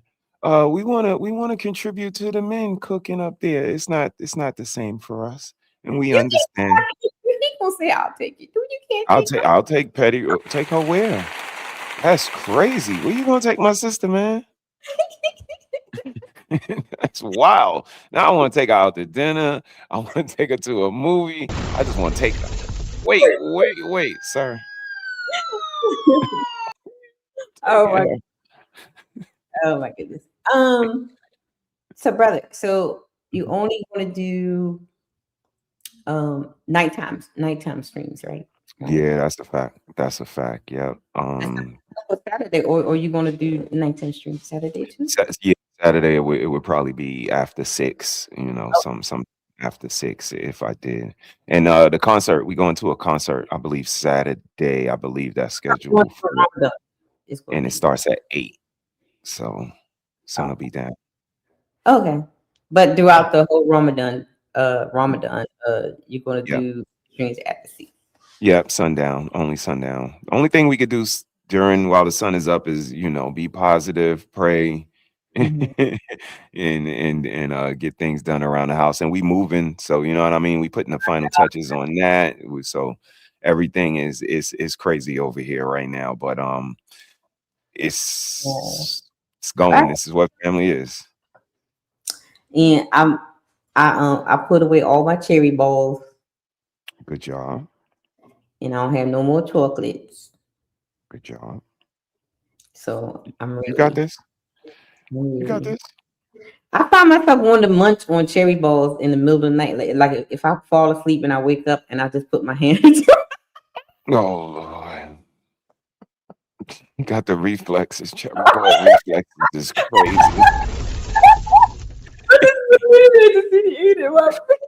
That's wow. Shout out to Beans was in the chat tonight. We miss you, bro. Yeah, I had reached out to him and I was like, drop by if you I'm excited to get back to work though, on my mission. I have so many lessons and things piled up. So I was like, you know what? I need to get back to work. I have to get back to my calling. You can only sham for a little while. You can't sham all your life. You gotta, because then God start whipping your hips. Why you ain't doing what I told you to do? You know what I mean? You hear it. We all hear it. He speaks. We hear it. So yeah. I'm excited about witching. You can't join me on witching hours, brother. Right? Say that one more time. You can't join me on witching hours. Witching hours is that's late at night. So I can once the sun go down, I'm good. I won't be contributing, in a vigorous fashion or nothing. I would just be chilling. This is all about just maintaining and being chill. So, I still gonna add quality to the conversation and everything. I just won't be demonstrative or super passionate or nothing. Just, more reserved. That's it. Chill it out. Okay. Yeah, but everything's still cool. Okay, I got you. So this witching hours, I got some food stuff for you. I got some more. I'm ready. You ready? I'm ready. I got to work on these grow boxes for Nikki for this new place and everything. So I'm ready. I'm motivated for holistic diet and natural food. Right. I know when she sent me the message, I was like, it's gonna be interesting. We're crunchy. I've got some more seeds today. Okay. I'm ready to Would you start. get anything new? Any new seeds? I got some loofahs. So okay. I didn't know. I found out that the loofahs that you scrub with, take a bath with, is actually a plant, and you can grow them. Okay. The loofah plant. Yes. So I was like, and it grows like a little vine and like a little tree, and so I can actually sell natural loofahs. You don't have to buy them in the store. You can actually grow your own loofahs. And there is a plant that's actually like soap. It's like a natural soap, like a shower gel, and you squeeze it, and the gel comes, and you just rub, and it turns into like bubbles and like shower gel. Sounds good. I'm with it. And of course, all my herbs, and I have watermelon, cantaloupe. Then I have this strange Asian looking. It's like a cross between cucumber and melons, and they're like little bitty little melons, but they're a cross between melons and cucumbers. Okay, melons and cute little melon cucumbers had a baby together. Melons and cucumbers had a baby. All right, I want to see. It's the birthday girl. Birthday girl is here. Hey, birthday girl. Hoodlum sister.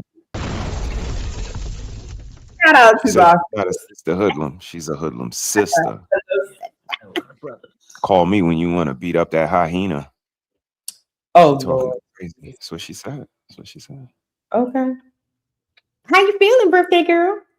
How you feeling, birthday girl? Feeling good. A little frisky. Hey, yo, let's go. I better let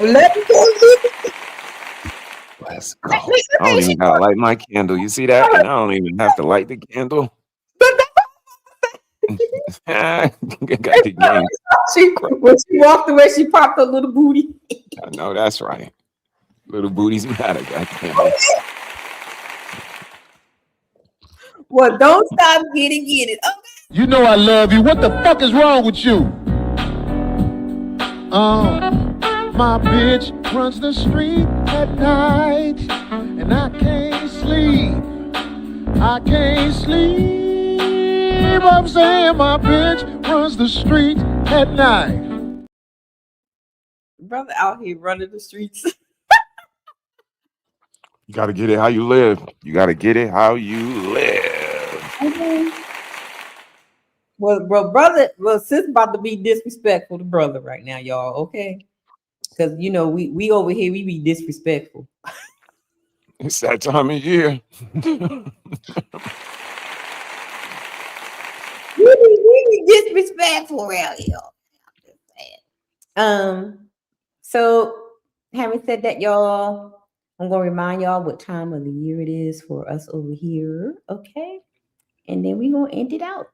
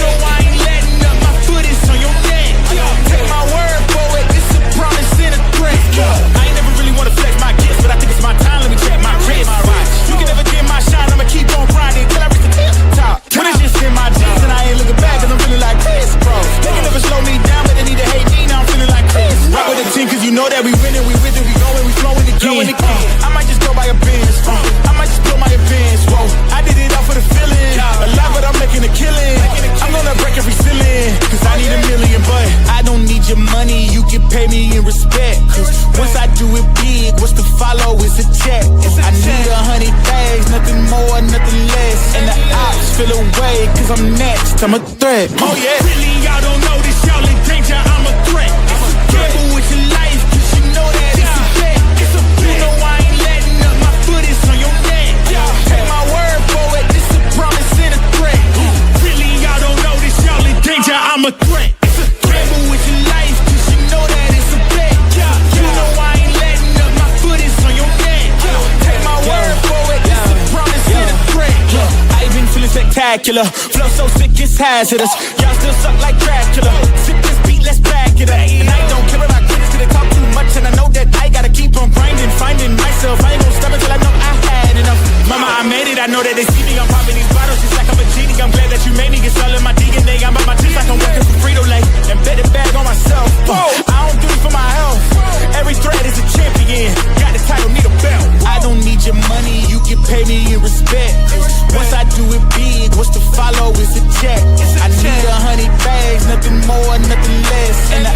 feel away, cause I'm next, I'm a threat. Oh yeah. Really